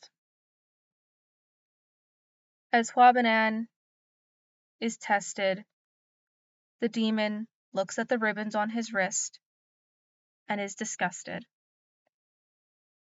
The fact that he has heavenly blood within him means that he is an abomination to the demon realm and is not allowed in. The demon is disgusted and starts closing the gate on all of them. Seeing this and seeing that all of his hard work might be for nothing, Huabanan fights back the demon gate, pushes his body between the two doors, and yells for all the other butterfly bone beauty feast to enter. As his body is crushed slowly, bit by bit, the last of the butterfly bone beauty feast enter the demon realm, as World 1.0 is completely consumed by water, and Huabanan is crushed to death.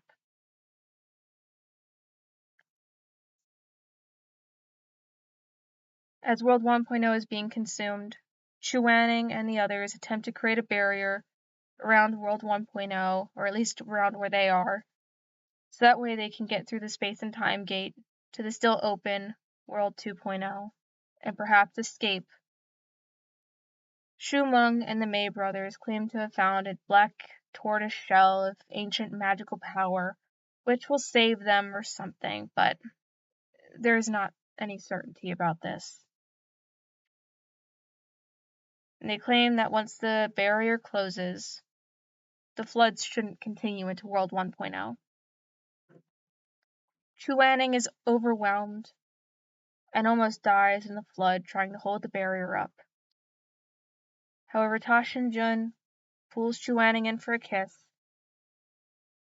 holds the barrier himself, and pushes Chuaning through the space and time gate of World 2.0 just as the gate closes and World 1.0 is taken over by floods. Ta Shinjun and what little of Moran's soul is left within him is dead, and World 1.0 is destroyed.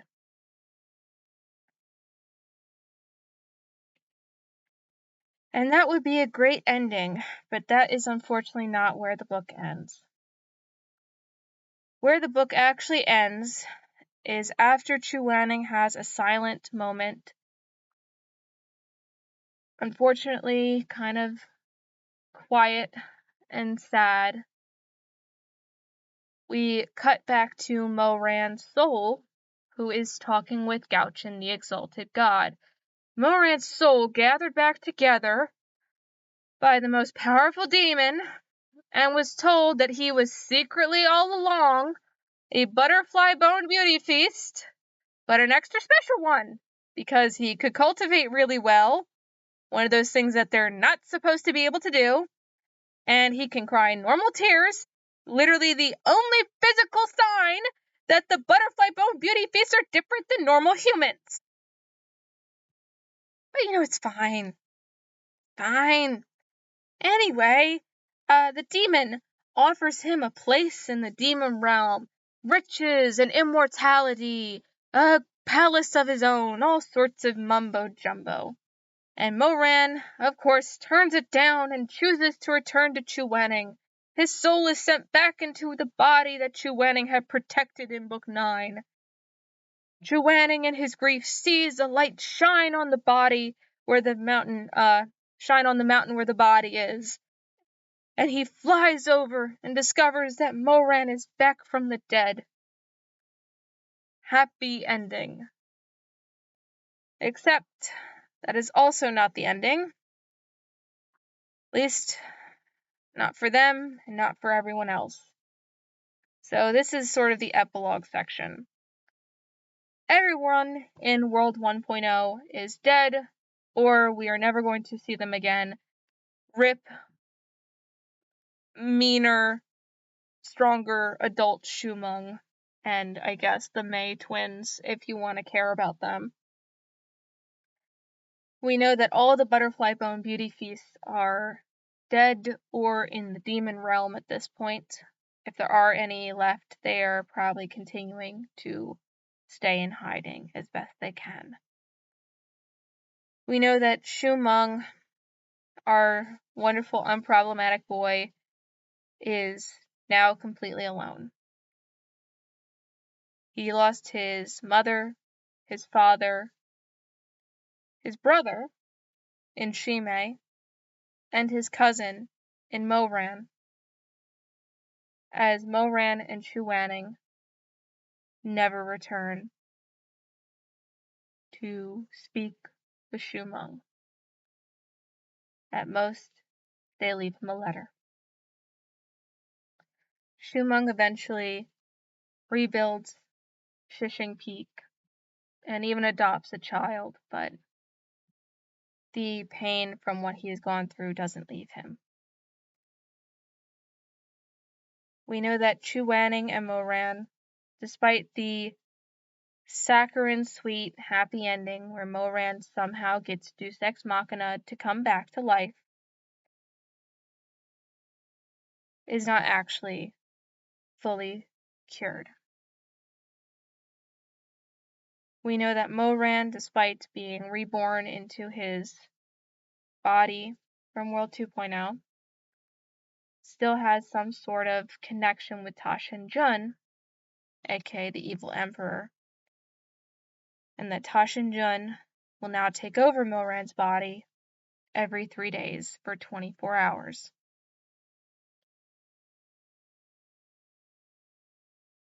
And thankfully, our girl, Yuang-se, has the happiest ending out of everyone. She decides to become a wandering cultivator, helping the common folk, just as Shishing Peak did. She lost her adoptive father, she lost her sect, she lost perhaps her best friend, or even maybe the love of her life. However, despite all this, she continued to live happily. She goes forward and helps the common people, even giving away memorabilia of Nangongse to others just because she can. She doesn't go back to care for Nangonglu if he is still alive. She doesn't care about rebuilding the Rufeng sect. She just wants to be the righteous cultivator that she always believed she could be.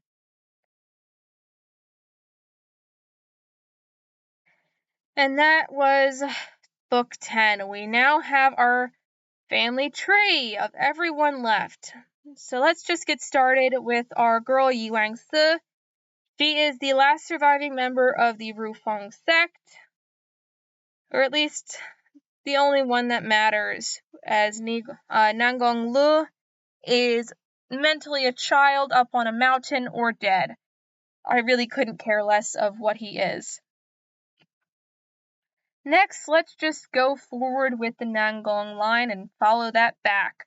So, we have Nangong Yan and Duan Yihan giving birth to Moran. They're both dead. Moran died and then came back. So, welcome Moran Jesus, I guess. And he's married to Pinocchio. Not married, but they're dating and wandering around and having a weird situationship, I guess. Chu Wanning is his beau, and he was a Pinocchio made real by Monk Wazai. Moran himself was adopted by Xu Zhenrong after assuming the identity of Xu Zhenrong's paternal nephew. So he assumed the identity of Mo Nian, kind of, which was Xu Zhenrong's nephew, aka Xu Duanrong and Miss Mo's son. In addition, Xu Zhenrong had adopted Shimei, who was also called Shuya when they adopted him, and his birth name was Huabanan. Huabanan is the birth son of Hua Guai, that is his mother, and Leader Mu. Leader Mu had a first wife, that was Madame Lin, who gave birth to Mu Yan Li. She is the leader of the Tianyan Pavilion. All those people are all dead.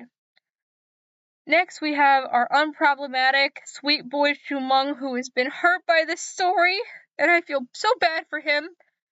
Shumeng is the adoptive child of Xu Zhenrong with his wife, Wang Chuqing. It is her birth son with Zhang Shi, a giant asshole who does not deserve her and does not deserve Shumeng and deserves a fiery pit of hell.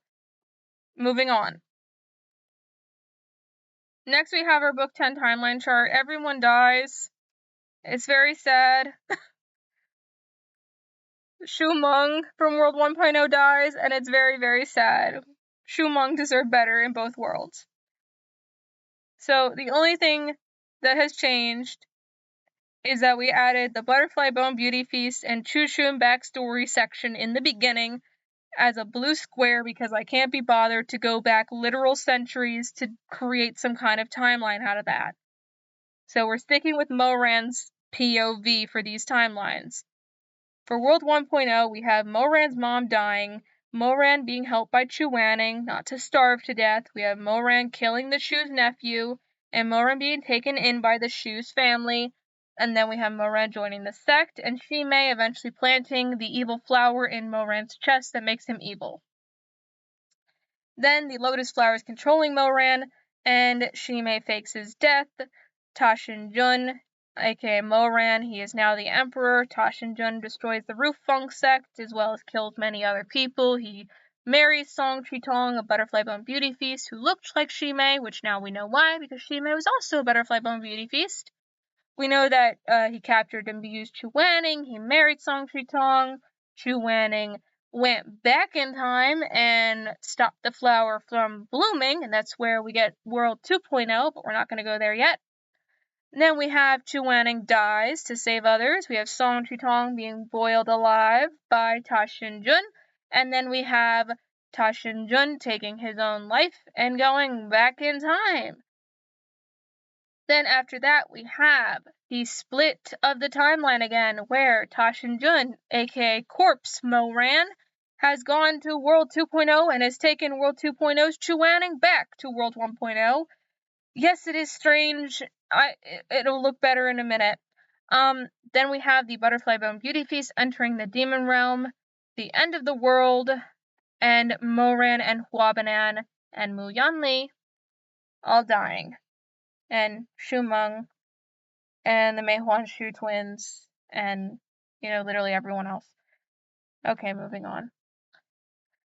Then we have Book 10, Timeline Chart for World 2.0. All of these sort of stay the same. I'll just continue on from our Golden Core destruction. So, we have Moran having his Golden Core destroyed, and then Moran dying. Then we have Aunt and Uncle Shu dying, which is also tragic for Shumeng, my poor boy. And then we have Chu Wanning is taken by World 1.0 Ta Shin-jun, that's Corpse Ta Shin-jun. He is taken back into World 1.0. Then I have the Butterfly Bone Beauty Feast enter the Demon Realm. I have that on both timelines because we do not know if, when they mention Tianyan Pavilion, if it is both Tianyan Pavilions or just one of them. So it could be both. Double the Butterfly Bone Beauty Feast, I guess. And a theoretical, maybe happy ending. Yay. Now what you've all been waiting for. Here is the full ERHA timeline. So, if you look at the green lines, that's all the stuff that has to do with Shimei, aka Huabanan. So, Shimei/Huabanan, their mother was the one that started creating the evil flower of hatred or whatever. However, when they planted it in Moran, that's when their line starts. So we have the Lotus controlling Moran for the entirety of when he was Tashinjun alive. And then when he killed himself, obviously Shimei jumped timelines somehow to go back to World 2.0, back when everyone was a teenager. This is because Hua Banan is well known in the Gyuye sect and has either assumed the identity of Hua Banan or has taken his real identity and used it as a sort of cover. That's why his last name Hua matches his mother's real last name Hua. Anyway, so Hua Banan had been there since the flower did not bloom properly, and was sort of the evil hooded figure in the background of everything in World 2.0. And then once Tashinjun and Moran had the barrier open back in book like 9 or whatever, the barrier essentially stayed open between the two worlds, allowing Hua Banan to go back and forth between the two and eventually staying in World 1.0 until his death and the collapse of the timeline into a watery pit. And then we have Chuanning. Chuanning is our purple line. Chuanning went through World 1.0 as you do as Pinocchio, and then he kind of realized some things about himself, realized some things about Tashinjun, and figured out that there is this evil flower inside of him. So he goes back in time to where the flower was planted and breaks the timeline into two things. This means that there is now Timeline 2.0. Chuanning hangs out in World 2.0 for maybe a handful of hours before he is, essentially too weak to go on and dies. So his line pretty much ends exactly where the timeline starts for 2.0. Of course, we have our little lightning bolt indicating our timeline break.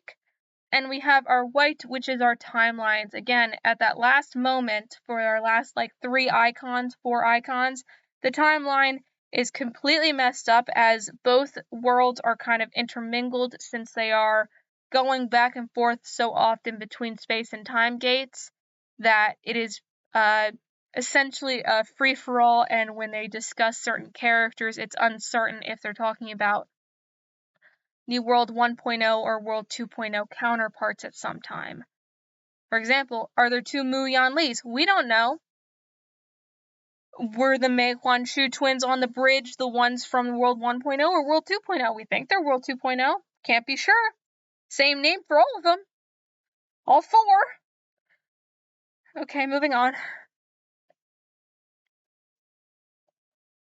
Now that the plot is done, let's talk about it. So, remember those criticisms of ERHA I mentioned in the beginning? The stuff that I will address? So, remember, it's if the female characters are sexist stereotypes, if dubious consent or non-consent relationships are unexamined by the narrative, and if the series has a bad or underdeveloped ending. You might be able to tell my opinion on at least one of these, maybe multiple, maybe all of them at this point from the way I sound, but we're going to describe it. We're going to get into it. So, in defense of the female characters of ERHA, the women in ERHA are nuanced, interesting, and active, and you can fight me on that. Okay? These women can take anything in Moldazusha and shove it up someone else's ass. Okay? They are fantastic. While this story doesn't necessarily pass the Bechdel test, which is the sort of test that you have when you have women talk to each other about a situation that's not a man, it doesn't necessarily pass that because it's such a sausage fest. Each of the female characters have desires and goals that do not directly tie only to the male characters. In addition, ERHA having a Madonna horror complex is completely laughable. These women are so unique and interesting and different between each of them. I also want to do a special shout out to a handful of women I'm not going to mention. I'm going to give 2 examples of why the women are so nuanced, but special shout out to the entrepreneur woman on the island. I cannot for the life of me remember her name, nor do I care enough to look it up. She is in book 5. We have Luo Xianshan. She is literally the reason why I kept reading the series past the first book. This was not my cup of tea at first. I, am okay with like kinky books or whatever, but this was like a lot for me. Luo Xianshen's story made me realize that this book actually has some depth to it, and I wanted to keep reading. Mu Yanli was a surprise twist at the end, and I felt super, super bad for her. It really does go a lot into her life and her narrative at the very final book, and it's just a great read overall, and I really would recommend the final book, even if it's just to read her sections.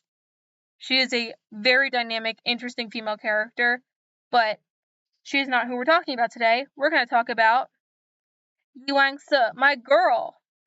So, the world of ERHA itself is sexist. But that doesn't necessarily mean that the women inside of it are sexist stereotypes. Yuang-se, due to the sexism of the world, had to change herself to be like a man. She had to essentially go through some sort of gender surgery to sound like a boy, look like a boy. However, her gender has never really played a point in her life, in her character. Even though she's had these things done to her, her focus has always been just repaying the sect that took her in, being the best shadow guard that she could be. Even if that meant letting Nangongse marry someone else, even if that meant just being his friend. Because her character wasn't confined to just her gender, and not in a sort of female empowerment, she's the biggest badass in the world kind of way, but in the sort of quiet way where at first glance, everyone assumes she's a male, and when she's outed as a female, there is inherent sexism enacted against her. People, literally insult her because of the way that she looks and the way that she acts, where she acts more like a man. However, Nangongse never looked down on her for this. And the characters that mattered, Chu Wanning and the others, they didn't look down on her for this, because she had no issue with this. She had no issue with the way that she was raised. She had no issue with the way that she presented herself and her gender.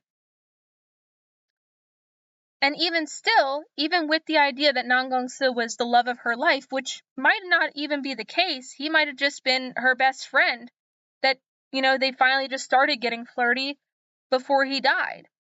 There was nothing really to indicate that they were in a relationship or even considering it before before his entire sect blew up, essentially. However, despite this fact, when he died, unlike traditional stereotypes of, the woman after her true love dies being eternally mournful over him and, pining for the day that she would be with him again in heaven or whatever the hell, unlike all of that, she's not eternally sorrowful for his death. Nor is she trying to keep up this idea of what he would want. He would have wanted to keep the sect going.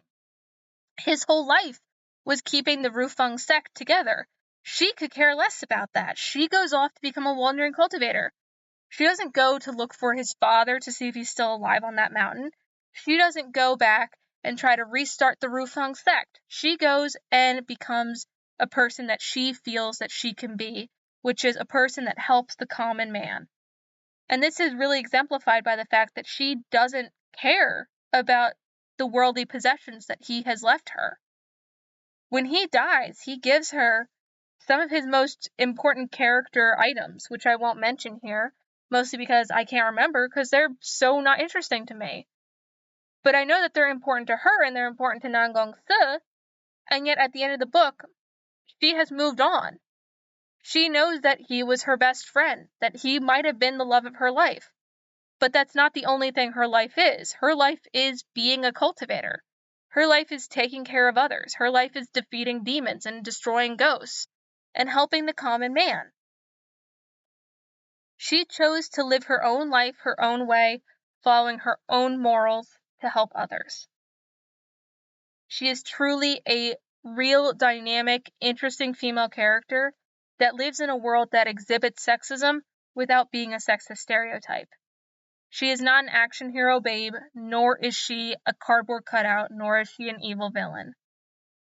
She is truly a fleshed out female character in a Danmei book, which I thought quite often might never happen. Next, we have another example of Madame Wong. Now, on the surface, Madame Wong could be a very easy character to, sort of put in the box of mother characters that sacrifice themselves for their children. It's a very common trope, especially when it's a mother sacrificing herself for her male child. And we know that during the book series, she has been playing the role of the submissive wife in the background, the kind, caring woman who just loves her son to the point of spoiling him, and loves her husband and loves her nephew, and loves her adoptive son. And she chose to sacrifice herself in some big manner right after her husband dies, right as her son is being targeted. All sorts of very traditional, basic stereotypes.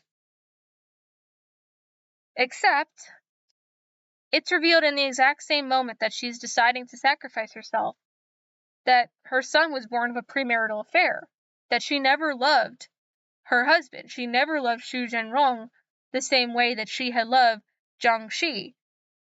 And it's not criticized in the book. It's criticized by the fact that, it's unfortunate that she caught feelings for this asshole who obviously doesn't love anyone but himself. And that's made apparent throughout the whole novel. The whole novel considers him a giant dickwad. But she is blameless. And it's not in the way where she was abused by him or given the hint that he would take care of her or take care of their child together if she had one. He gives her no indication that he likes her, and their relationship is purely based on physical means. They are purely doing the do to become more powerful together, and she caught feelings. And even though he didn't love her, she loved the idea of having his kid. And she knew that because in this world there is a certain level of sexism apparent towards women, she knew that if she had this kid, she'd have to be married. And Xu Zhenrong was convenient. He liked her. And so she just decided to take full advantage of that. She admits she did eventually come to love him, and she eventually did want to have more kids for him and with him, but that they never did. And it didn't matter, because the one kid was enough. Xu Zhenrong didn't care it wasn't his bio kid, and she didn't care that it wasn't Xu Meng's bio dad. She sacrificed herself not just because she was caring for her son, but also because she was trying to save the man that she loved, both men that she loved.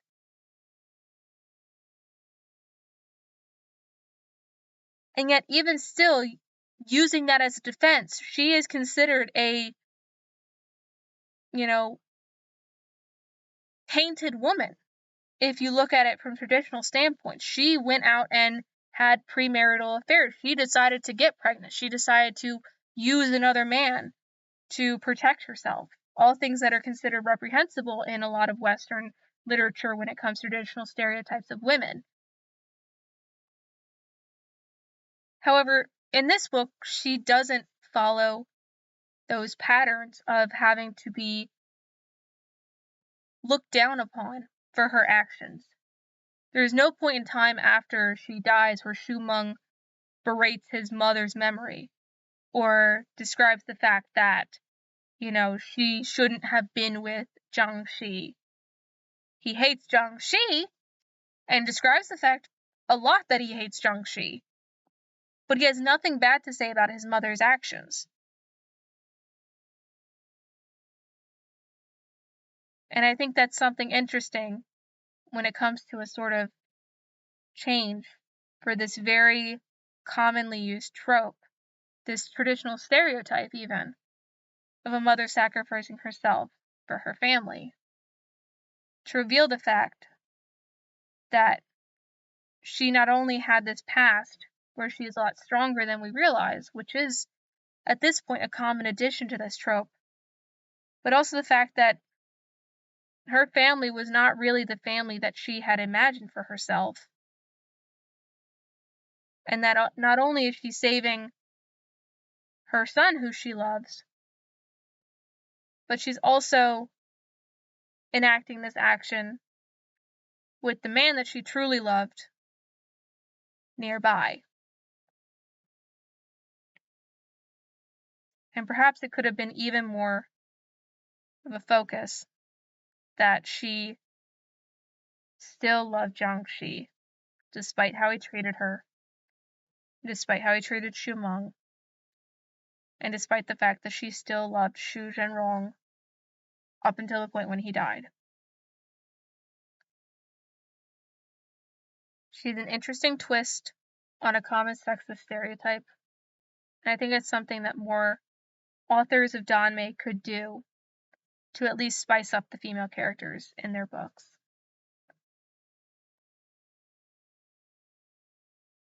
So, in conclusion, the women in this story are not only dynamic characters with a range of abilities and goals, but they also do not often fall into these traditional stereotypes, or if they do, they have a interesting twist. The fact that no female characters have a truly extensive conversation is a disappointment. However, I do want to give props to creating a world system that, while not on the face of it sexist, not in the very obvious way of, no, it is obvious. It's a very obvious sexist world, with the fact that the Rufeng sect only call their female cultivators the Rufeng sect female cultivators and do not give them names, by the fact that, Madame Wang feels like she needs to have a husband to have Xu Meng. The women in this world are constrained, and they do feel that constraint, and you as the reader feel the constraint that they have on them. And you realize, and our heroes even realize, that this is wrong. There's nothing they can do about it, though, because it's inherent in the system, and it's not what the story's about. But the fact that all of these sects, all of these people, all these actions constrain the women within this story is a very realistic version of sexism that's refreshing in a world that has come to center female narratives as either defeating men in everything or being the damsel in distress. And I think, compared to a lot of other Danmei, ERHA did something interesting with their female characters. Moving on. So now we're on to assault and consent. Many of the key components that make up this story are based around triggering, disgusting, degenerate actions. Again, every time I mentioned in the beginning of a book, or even during the middle of a summary, where I said, Toshin Jun imagines when he was physically abusing and sexually assaulting Chu Wanning, that was me being polite about it. It was extensive, it was brutal, and it was all throughout the entire series. And despite the fact that Moran might have felt conflicted about it in the first and second book, by book 3 and onward, these actions are not treated as anything close to positive. Even with books 1 and 2, they are seen more as spectacle, but not something positive. Throughout the story, Moran is constantly conflicted about what his other self has done, and for much of the series, comes to the conclusion that he is a bad person and must atone and hold himself at arm's length from the man that he loves. One of the reasons for his 5-year helpfulness arc that we kind of skip over in the books is the fact that he felt so bad about what he did to Chu Lanning and felt like he needed to atone for his sins, so to speak, by going on this arc of helping normal mortals the way Chu Wanning would have wanted him to, become the cultivator that Chu Wanning would have wanted him to be. And it's just a shame that his arc didn't end up going the way that we assumed.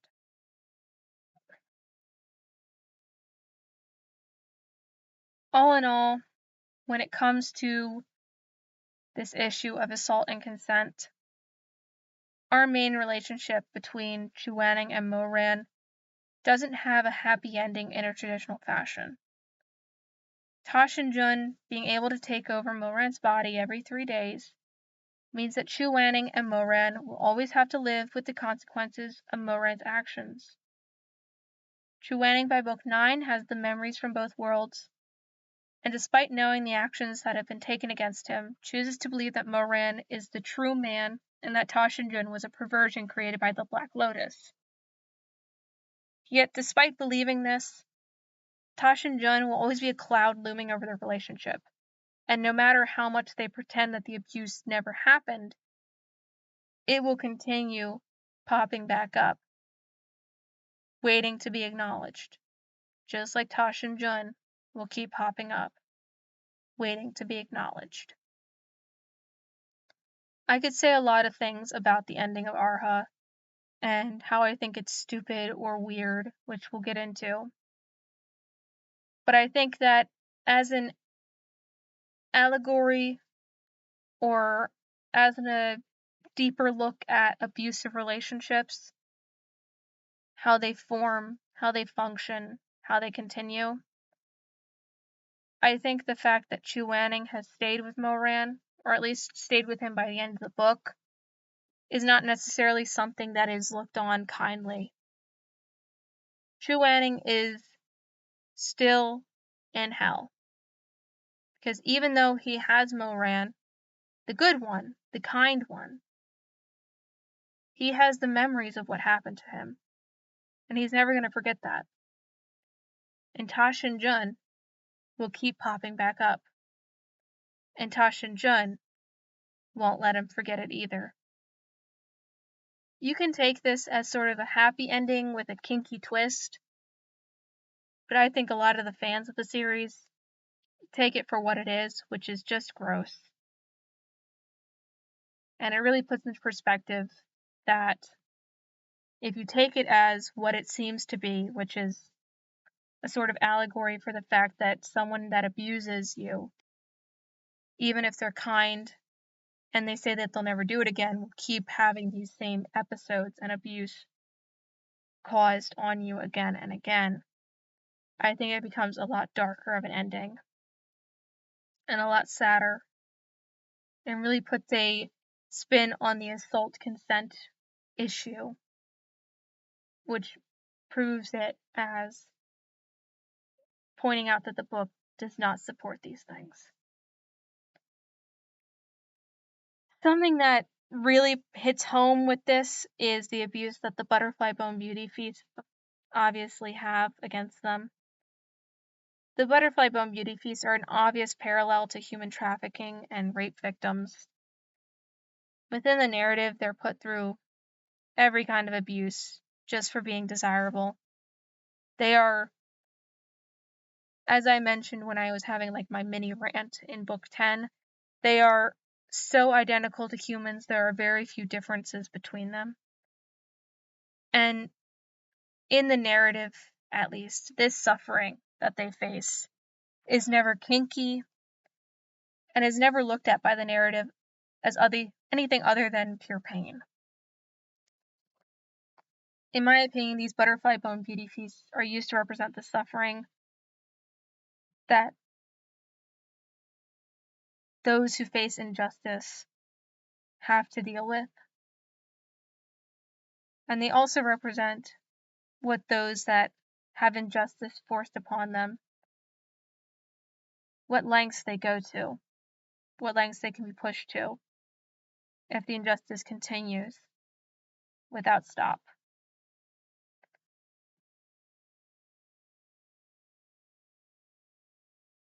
The abuse the Butterfly Bone Beauty feasts suffer isn't contained just to the obvious villains of the story.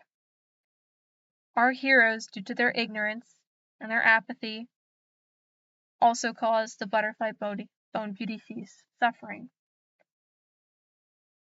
we can ignore Moran for a second, but the fact that Chu Wanning was at a auction house and saw Song Chitong being auctioned away to another sect when he could have done something to stop that and didn't. And we know that, you know, the Mu sect, when he found out that his wife was a Butterfly Bone Beauty Feast and his son was a Butterfly Bone Beauty Feast, he didn't have to eat her. But he did.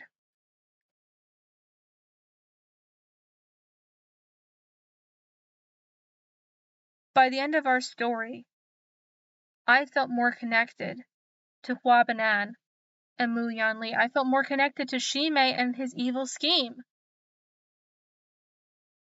Because the fact that our heroes ignored genocide, ignored the genocide that was occurring around them,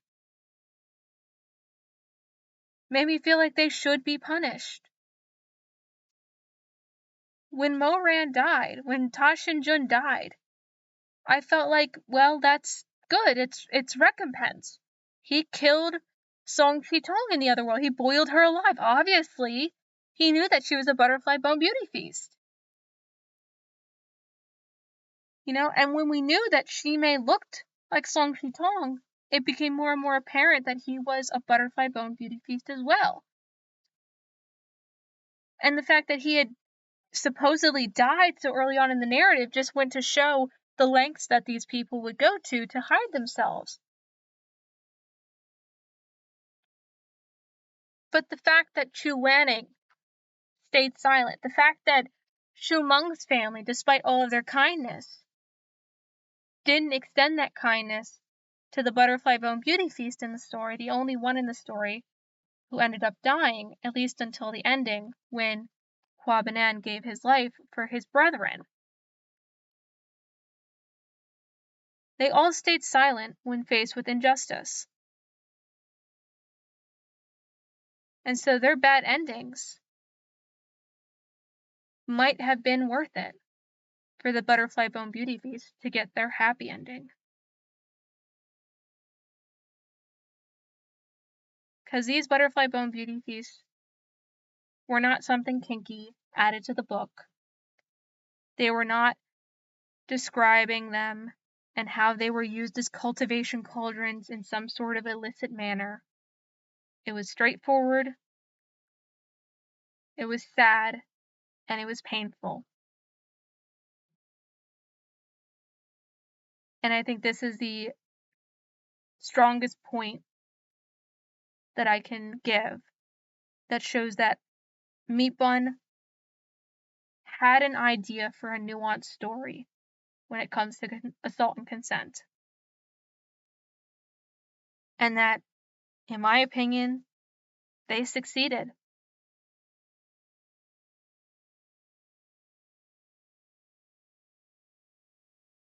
However,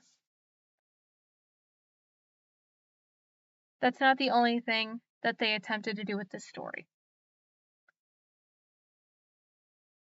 Even though I have stated that I think the women in this story are not sexist stereotypes, even though I have stated that I think that the use of assault and consent has been nuanced and interesting in this story, and that even the weird ending with Ta Shinjun and Moran sharing the same body has some merit when it comes to that assault consent dynamic, I agree with the critics that Book 10 has a rushed, underdeveloped, bad ending. While I had highs and lows with the story, and I think the half-evil, half-good Moran is an interesting concept, the idea of making him a Butterfly Bone Beauty Feast came out of nowhere, and his revival, while shocking, was a twist that was unneeded and unwarranted at that point in the story. By the last two books, I found myself rooting for the villain the way that I really shouldn't have. if I wanted Moran to come back to life.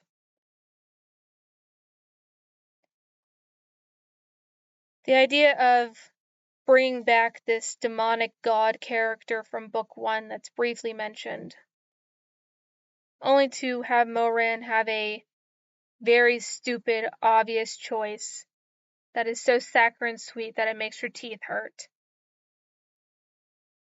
was obnoxious.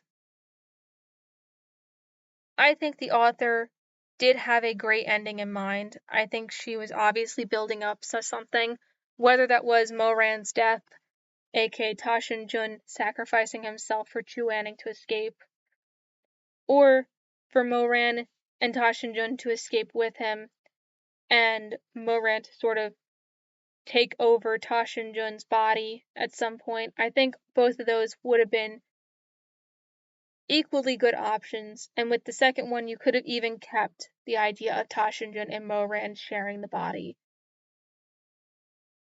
However, I wonder if in these drafts that they might have had, I'm just theorizing, I wonder if the publisher told them this wasn't going to go well, or they wanted something quick and simple to wrap up the story, or she felt like the Butterfly Bone Beauty Feast didn't tie in with the main love story enough, and that's why she turned Moran into one. I really couldn't tell you why she did this.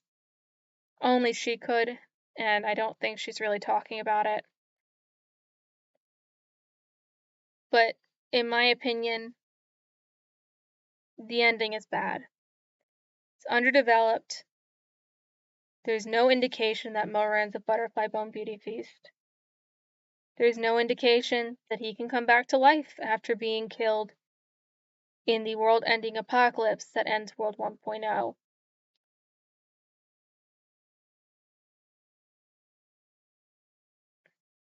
So, in conclusion, make up your own mind by reading ERHA. Buy the books, read it online. Support the original creator when you can. I might have this feeling that I think the ending is stupid, but you can have a completely different opinion. You can say that the books are just a kinky mess that you use to rub one off. You can say that you think the, plight of the Butterfly Bone Beauty Feast is beautiful and interesting, and you wish that the book had more of it. You could even say that all the women are sexist stereotypes, excluding Yi Wang-se. And I will not, give you a single ounce of criticism, as long as you read them. Because I think this book series, despite my criticisms of it, is actually really great. I thought about dropping this series so many times. Every time a new book would come out, I'd rush to buy it and read it. And I'd go through it so quickly, just trying to soak up as much as I could. And then when it's finally done, I wanted to throw it across the room in anger. Or I'd hug it to my chest and feel like crying. Every other book, I'd want to curse the author to hell, or I'd want to sing her praises to everyone on the street. This series gives you whiplash, but in the best way possible. So, if you're okay with the triggers, and you're okay with potentially having a very confusing ending, buy the books. Read them. You can purchase the book series through Seven Seas Publishing. You can buy it through most big brand box stores like Barnes & Nobles or Amazon, at least here in the US. If you can't find it in your language or you can't find it for sale in your country, look it up online. It is still a web novel at the end of the day, and a lot of fans have wonderfully translated versions that they've put up for free. Again, that's why I included the chapter numbers, because a lot of these translated versions keep the chapter numbers. If you're really strapped for cash, the full work is available at Husky and his white cat Shizun.webbador.com. You can look it up on Google. You should be able to find it. It's broken down into 3 books. The chapters are still there, at least as far as I'm aware. I want to shout out one more time to Jukebox Hound on AO3, aka 3,799 Steps on Tumblr, the r/DanmeiNovels subreddit, and the fandom wiki. I couldn't have done this without you all, and even though you don't know me, and you might have not have wanted me to shout you out, specifically, thank you to 3,799 Steps for your ERHA plot outline.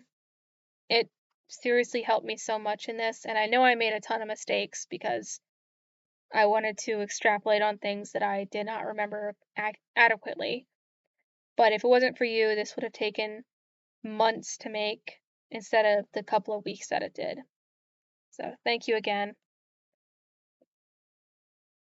And thank you all for watching. Even though I've had a tough time making this and I've had to record so many times over and over again, it's been a pleasure. I hope you read the series, or at least enjoy what I've made. Thank you all, and have a good night.